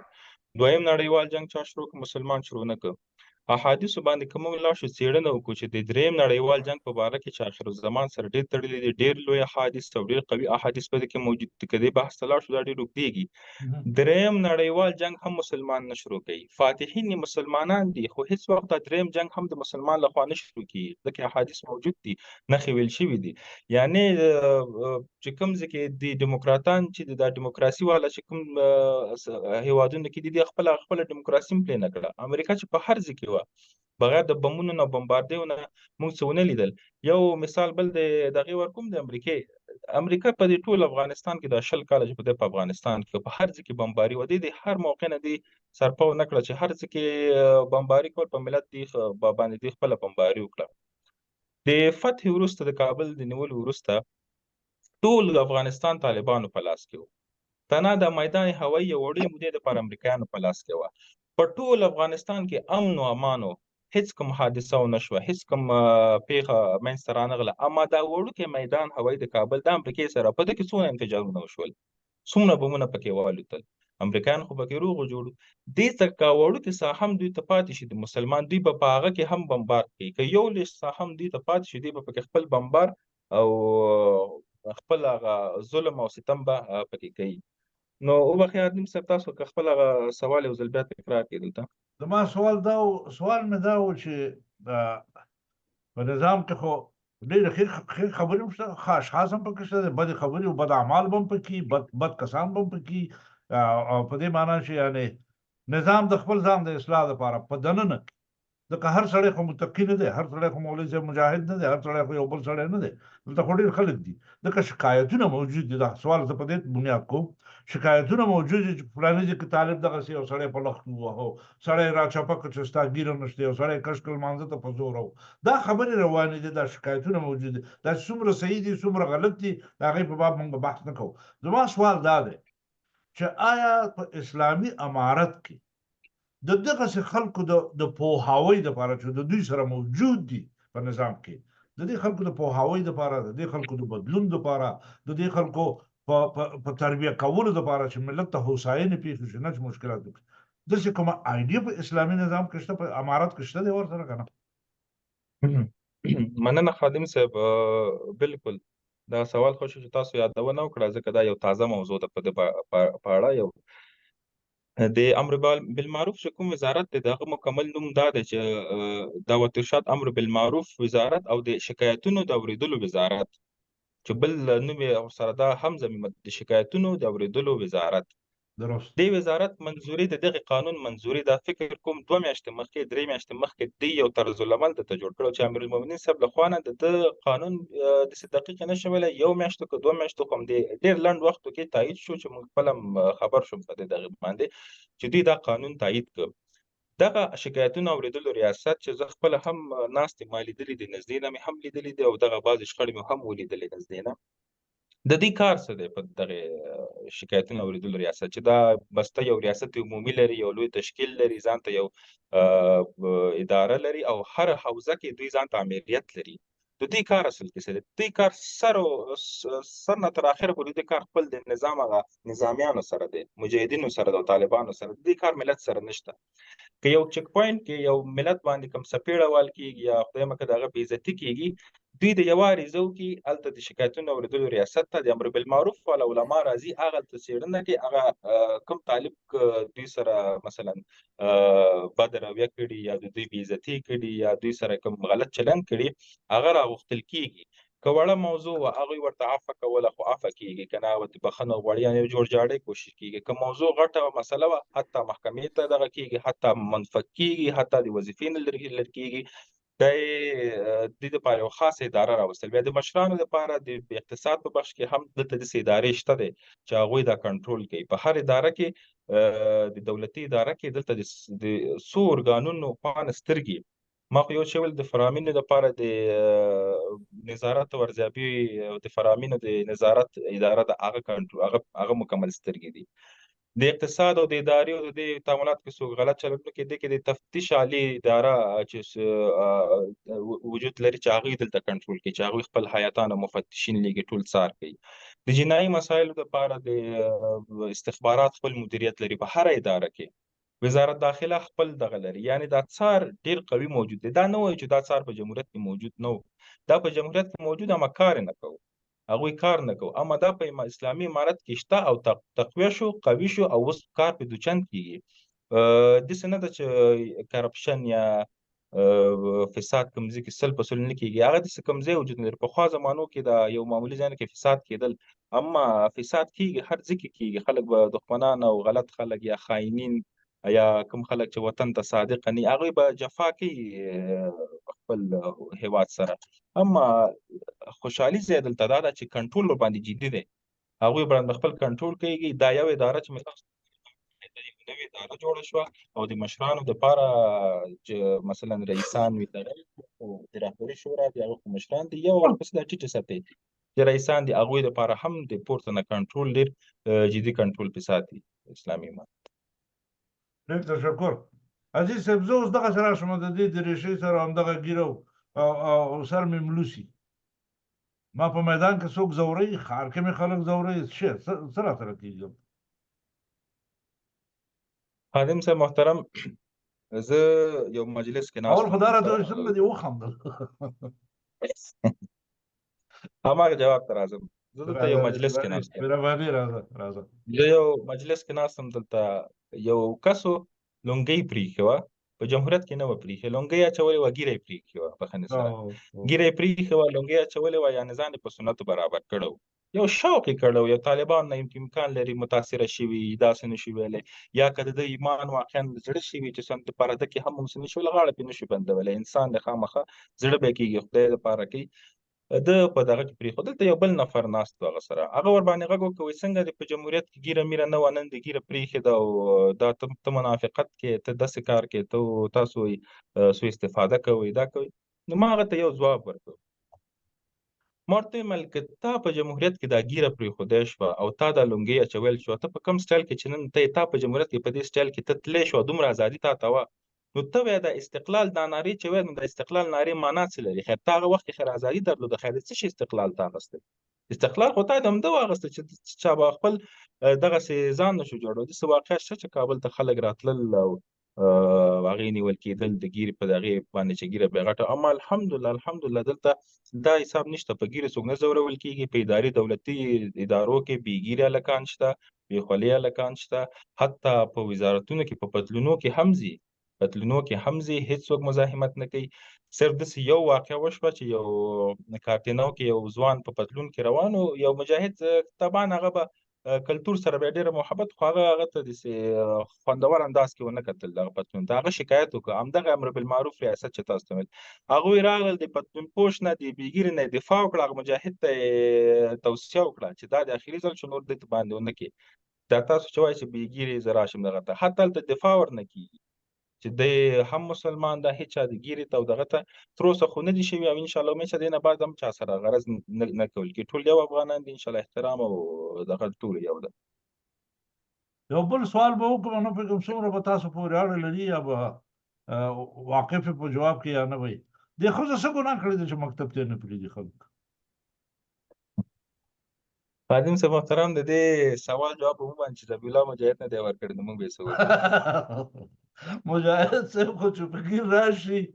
خدای دې راولي خدای دې راولي ډېر به عزت وکړم ډېر به د ښځو مکتب کې به هغه خاتون صاحب عزتمند سړی دی عزتمند سړی دی دغه پوښتنې به ډېرې زما عادت دی زه نن نه کوم دا کار ما شپږ شپږ کاله په کاناډا کې راډیو ټلویزیون دا شیونه چلولي دي او تر یوه اندازې خلک مې پېژني چې زما خپرونه کې سانسور نشته او زما په ژبه باندې چې شی راشي هغې باندې کنټرول او دغه قیود پرې نشته دی او زه ډېرې سختې پوښتنې کوم ډېرې سختې پوښتنې کوم. د رباني په جمهوریت کې روان فرهادي د دوی نماینده و په ملل متحد کې زما په مصاحبه برطرفه شو 40 کې لرې که د اغېزې داسې ډېرې خبرې کړي دي. نو که مجاهد صاحب خدای زما مېلمه کړي زه خو به ډېر خوشحاله شم ډېر خلک صحیح ده خلک بعضې ملاحظات لري چې صریح پوښتنې نه کوي خلک که نه صریح پوښتنې نه کوي مګر تر څو چې پوښتنه سړی صریح او سپینه ونه کړي سپین جواب هم نه اخلي تر لاسه ټولې خبرې همداسې ګونګې پاتې کېږي. دا سوال زما نه دی چې دا ما دا سوال وکړ سوال د دې ټول ملت سره دی. زه بالکل یقین لرم چې د هر طالب سره مولا چې دا سوال په زړه کې دی چې دغه جنکۍ ولې مکتب ته لاړې نه شي. ګوره دا یو سوال زموږ مشکل اصلي څه شی دی دا سوال د دې چې موږ په دغه اصلي مشکل پوه شو چې په ګډه د دې امارت سره داسې لاس ورکړو لاس په لاس او د دغه مشکل حل وکړو. موږ پسمانه د ده په اړه چې خادم صاحب زه څومره معلومات لرم صرف خپل هغه معلومات شریک کړم دلته چې دغه مکتبو په اړه تقریبا 2 هفتې مخکې داسې معلومات داسې مې حاصل کړل چې یو خو دا موضوع که زه بیا هم یاده وکړم دومره خوندور به نه ځکه د ډېر وخت هم دا موضوع یادوو چې میکانیزم ورته جوړېږي او ترتیب ورته جوړېږي او تشکیل ورته جوړېږي او حساب ورته جوړېږي. اما د دوی هدف د دومره لوی میکانیزم نه څه شی دی دوی حتی د ترانسپورټ په بخش کې دوی د استادانو په بخش کې دوی د ټایمینګ په بخش کې دوی د هغه کوم بلند منزل ته چې زنانه ځي هغې د تصالف نه تر یا پورې دوی ورته غواړي چې دغه جوړ کړي یو ترتیب جوړ کړي. بعضې خلک دا خبره کوي چې بازار ته مثلا چې ښځې ځي هغوی ته ولې څه مشکل نشته نو چې مکتب ته ځي دغه ده یو حساب هغه چې یو انسان ریګولر چېرته ځي ریګولر چې چېرته ځي هغې به مونږ وظیفه ده د هغې امنیت به ساتو هغه وظیفه ده د هغې په هکله به خپل ترتیبات نیسو. یو خو کله ناکله بازار ته ځي هغه ته یو ځل دوه ځل اما ریګولر چې څوک یو چېرته ځي راځي هغه ته باید یو سړی یو صحیح یو لایحه یو ترتیب ورته جوړ کړي. دا خو د ټول تاسو په خبره طالبان هم دلته هغوی هم دا خوښوي ځکه هغوی که مشران هم د عموما ملت منځ کې دي د وزیران او دغه ځکه ډېر خلک هم ځي ګوري وزیران مشران سره ګوري عام خلک د طالبان او امارت خلک هم خپل منځو کې دا یادوي چې دا ځکه چې یو ملت ورته دا خبره یادوي هغوی پوهېږي چې دا یو درد نه وایي او هغې هم چوپېږي ورسره کوم بحث نه کوي او دعا ټول ورته دعا په لاس چې دا موضوع حل شي ځکه دا یو موضوع ده چې زموږ داخلي موضوع ده اما بهرنیان ترې ډېر لوی استفادې کوي بهرنیان خپل په دغې هغوی کوم چانس نه پرېږدي نو بس دعا به کوو چې دا مسایل حل شي د افغانستان. ادب صاحب طلال صاحب نه پوښتنه بخښنه غواړم زما خو وار نه دی خو دا پوښتنه چې د ده په اوسني حکومت کې دنده شته او که نه دا متحد المال شړی دا بیا خپله جواب ووایي. دنده مې شته دی ګردیوال صاحب دنده لرم. دنده لرې ډېر ښه ډېر ښه ډېر ښه دی. نور نو که ډېرې پوښتنې ته نه وکړو بیا به نه راځئ زموږ خپرونې ته زموږ د خو ته ډېر مهم سړی راته یې دې خپرونې ډېر مهم ډېر ارزښت لري ځکه ته په کابل کې اوسېږي په نظام کې دنده لري دا چې ته څومره دنده دې غټه وي وړې هغې پر زمونږ کار نشته اما دا چې ته د یو موظف شخص په حیث باندې زمونږ خپرونې ته راغلی موږ سره کېناستې دا یو نیم ساعت دې را سره تېر کړ دا زه په ټوله دنیا نه ورکوم ما ته ډېر ارزښت لري په دې معنا چې ته یو ځوان یې ته راغلې دا د خپل زړه درد دی د خپل د زړه وینا دی د دې وطن په باب یو هغه حقایق چې د دښمنانو د خوا نه پرې پردې اچول شوي څوک یې نه ګوري هغه دې لږ را بربنډې کړې دا ډېر غټ کار و دا ډېر غټ کار و دا زموږ دپاره هم ډېر ښه دی زما د وطن دپاره ښه دی زما د دې قوم او ملت دپاره ګټور دی او دا چې زمونږ یو څو خبرې اورې زمونږ خبرې به کله ستغي کله به ډېر ښایسته نو دا دې واورېدې دا ما ته ډېر ارزښت لري په هغې خاطر ډېر د نه ځورم بیا فایده کې به در سره ګورو پوښتنې به الله تعالی نورې پوښتنې به وي او زمونږ د خپرونې خادم صاحب ډېره ستره ګټه خو دا وه چې دا بهر کې دا ډلې ټپلې چې ناستې دي د امارت اسلامي په هکله دا منفي تبلیغات او تورونه لګي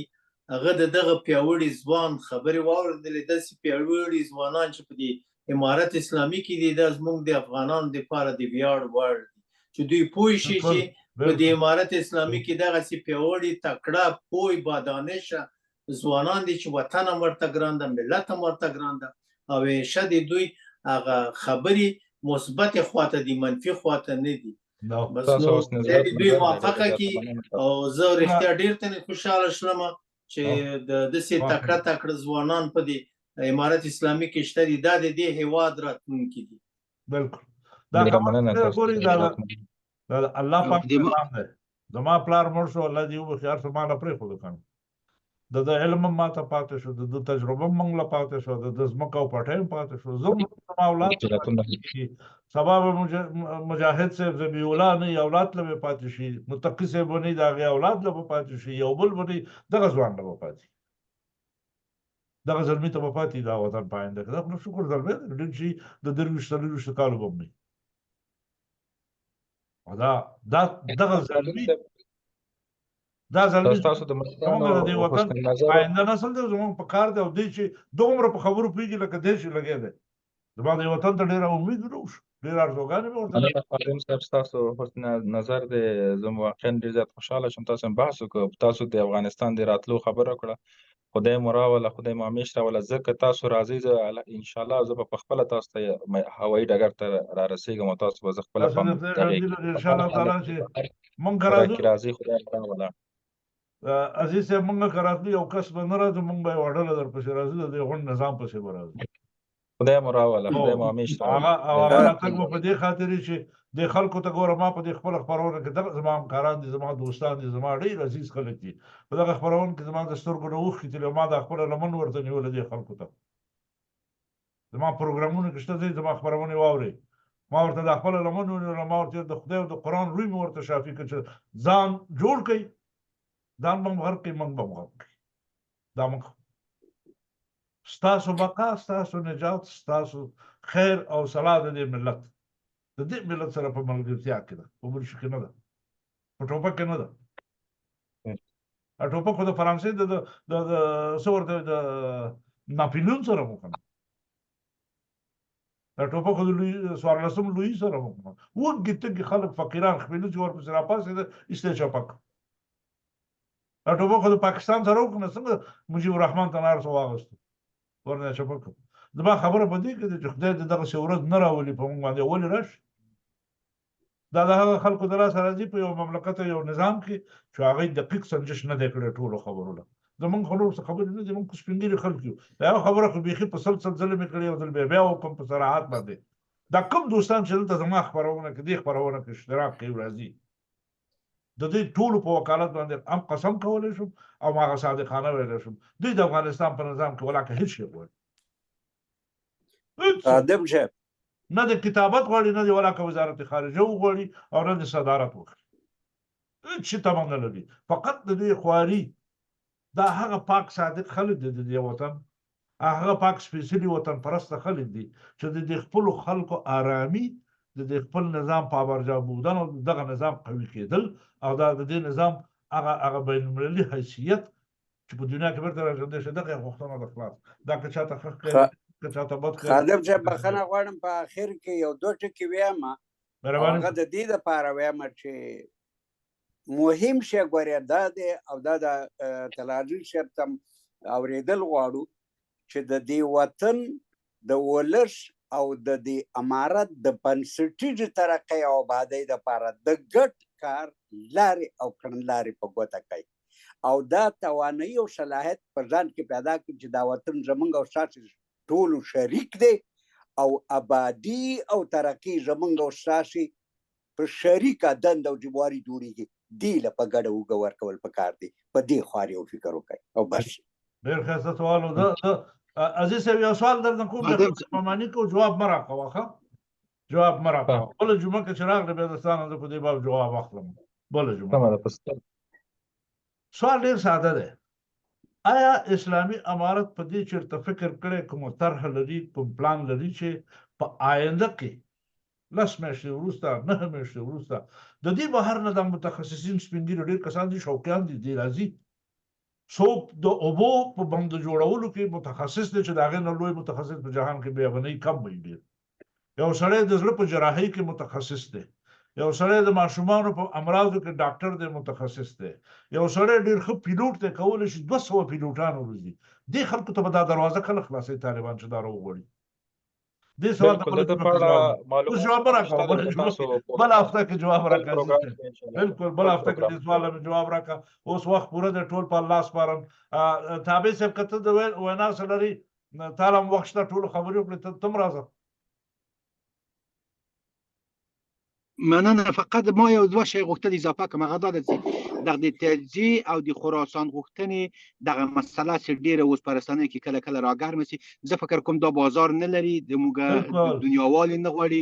دنیاوالې که وغواړي هر څه امکانات شته له بعده مرغه دغه شی شته او بل مې غوښتل د رسنۍ په باره کې وایم ځکه چې رسنۍ د ما مسلک ده د 14 کاله پکې ومه همدغه جمهوریت 20 کاله لابي وکړله تاسو باور په خدای وکړئ په دې خاطر چې دوی باج ترلاسه کړي کې وپړسېږي او ځانونه پکې وویني حتی طالبانو ته لابیګري وکړله چې دوی نظام هم له بعده مرغه د باج اخیستلو په خاطر باندې سقوط کړ او بل په همدې وروستیو کې هم دوی همدغه د جمهوریت کسان چې د رسنۍ په لاس کې تبلیغات پروپاګاندا ټول دوی کوله تاسو به په یاد وي ایران پاکستان روسیه حتی تر امریکې پورې لاړ تر څو دوی په اقتدار کې پاتې شي خو له بعده مرغه هر څه له صفر سره ضبط شول او د مخدره موادو توکو د کرلو په خاطر باندې یو تجربه زه لرم هغه په کتابونو کې لوستې دغه دا ده چې د حکومتونو حق ده چې په خپل جغرافیه کې د ګټو په خاطر باندې حتی حق لري چې ځینې حکومتونه د کوکنارو کرکیلې ته اجازه هم ورکړي ځینې حکومتونه یې نه ورکوي نو که کله یو حکومت وغواړي یو نظام وغواړي چې کرکیله د کوکنار د بند شي باید ورته لبیک وشي او که چېرته اوس په جرمني کې د چرسو اجازه ورکړه صورت په کانادا کې ژوند کې ټول چرس ته اجازه لري په امریکا کې ځینې سټیټو کې شته نو زه فکر کوم د حکومتي مسله ده دې ته باید خلک غاړه کېږدي او قانون ته لبیک وایي د ما فقط دغه غوښتنه په وروستیو کې ډېر زیات تشکر ډېر زیات تشکر زموږ ټولې غوښتنې ډېرې زما په نظر باندې بیخي منطقي دي ډېرې ساده خبرې دي اصل شی غواړو نه موږ د اصلاحاتو دپاره کار کوو زموږ لوی هدف او ستر هدف یو دا دی چې د تاریخي افغانستان د جوړېدلو دپاره که زموږ په وس کې کېدی شي او موږ کولی شو چې دغه افغانانو کې زموږ په ټولو پښتنو کې د دغه هدف دپاره یو وحدت نظر پیدا کېدی شي یوه لاره ورته هوارېدی شي دا زموږ کار دی او موږ یې کوو په دې نه ډارېږو نه پرې شرمېږو او نه د دې نه ډارېږو چې څوک راته فاشیست وي او پښتونیست راته ووایي دا راته ووایي هغه راته ووایي دا به بولالې موږ ډېرې اورېدلې زموږ پلار هم اورېدلې زموږ نیکه هم اورېدلې وي دا به بولالې او اوس موږ یې هم اورو او موږ ته عادي خبرې دي دا ارزښت نه لري موږ ته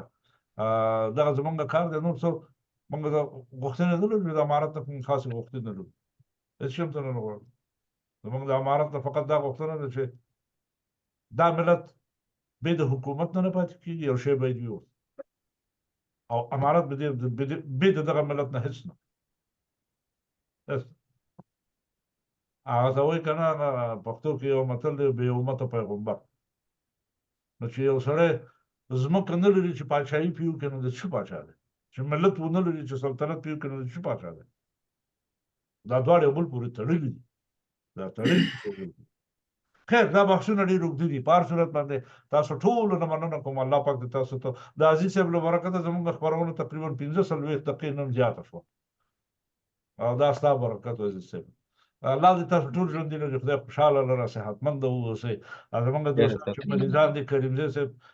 نن په کوم پروسیجر به خلاص شي، خدای دې ورته صحت ورکړي. کلیوال صاحب ته زموږ نور دوستانو ته په ګډه ټول دعا وکړي چې الله پاک دې ورته صحت ورکړي. زما ډېر عزیزان ډېر ورته ځورېږي. بشپړه روغتیا په نصیب شه. دعاګانې به ورته کوو. ستاسو ټولو ورځې شپې دې په خیر وي. عزیز صاحب ډېره مهرباني. کور دې ودان، ډېر تشکر ډېره زیاته مننه کوم. ټولو مشرانو. حاتمي صاحب ستا دې هم کور وداني. هغه سکیجول کې د هغه یخچال کې چې جوړم کړی دی په هغې کاپاک سر کې داسې غټ پولي که ساروان او پنجشنبه دا مې در سره واده ده میاشت کې 2 ورځې حتما در کوم. 4 شاید ماته مشکل شي ځکه برنامې مې ډېر زیات شوي، نور هم زیات شوي. خپل سکیجول کې مې هم داسې شوی چې 3 برنامې مې شخصي شروع کړي. ټیک ټاک کې هم هره ورځ اوس پروګرام کوم، یوټیوب کې هم کوم او په دغه ټویټر کې هم کوم او په فیسبوک کې 4 برنامې اوس زما خپل اضافه شوي. تلویزیوني برنامې هم دي. 7 رادیوګانو سره همکاري لرم. دغه پرون په ایران کې ما یو تلویزیوني 2 رادیوي برنامې درلودلې تنه ایران کې. نو دا رنګې دغه دی انشاءالله مشاعرې کې خو مې هسې هم درنه معذرت غوښتی در سره نه یم. نور په 2 سیاسي برنامو کې حتما انشاءالله اشتراک کوم. او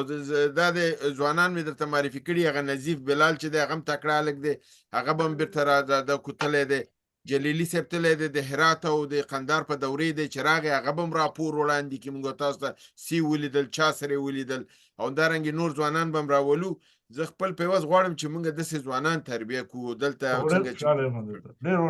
زه شاخواته یم، زه به د دوستانو سره کوم. زه خو په پسې شاخه د زازي صاحب سره هم خبرې کوم، ګردیوال صاحب سره هم خبرې کوم. موږ تاسو خپلې خبرې ادامه ساتو، برنامه ژوندۍ ساتو، برنامې پسې هستو. کم ضعفونه چې په برنامه کې موجود دي موږ تاسو خبرې پې کړي، هغې کې طلحه در سره ډېر کومک کولی شي د میډیا په ساحه کې، د پروګرام د ترویج لپاره، د انسجام لپاره، د سیستم ځکه چې لیدونکي کم دي، لیدونکي زیاتونکي. نو زه انشاءالله بالکل در سره همکاري به کوم. په میاشت کې 2 برنامې خو انشاءالله ضرور حاضرېږم. هېڅ نه دا د ګردیوال صاحب او زازي صاحب دی د مخ د لیدو لپاره خو زه راځم. موږ نه خلاصېږي، ورشه رقم یې پیدا کوو دي. زه د خدمت کې یم انشاءالله. الله مال فیسبوک راکړي چې قطع کا وخت پوره دی، قطع کا وخت پوره دی. الله دې تاسو د ټولو بل چې ترې پورې ډېره مهرباني ټول ته مخه ښه. السلام علیکم. السلام علیکم. ټول ته سلام.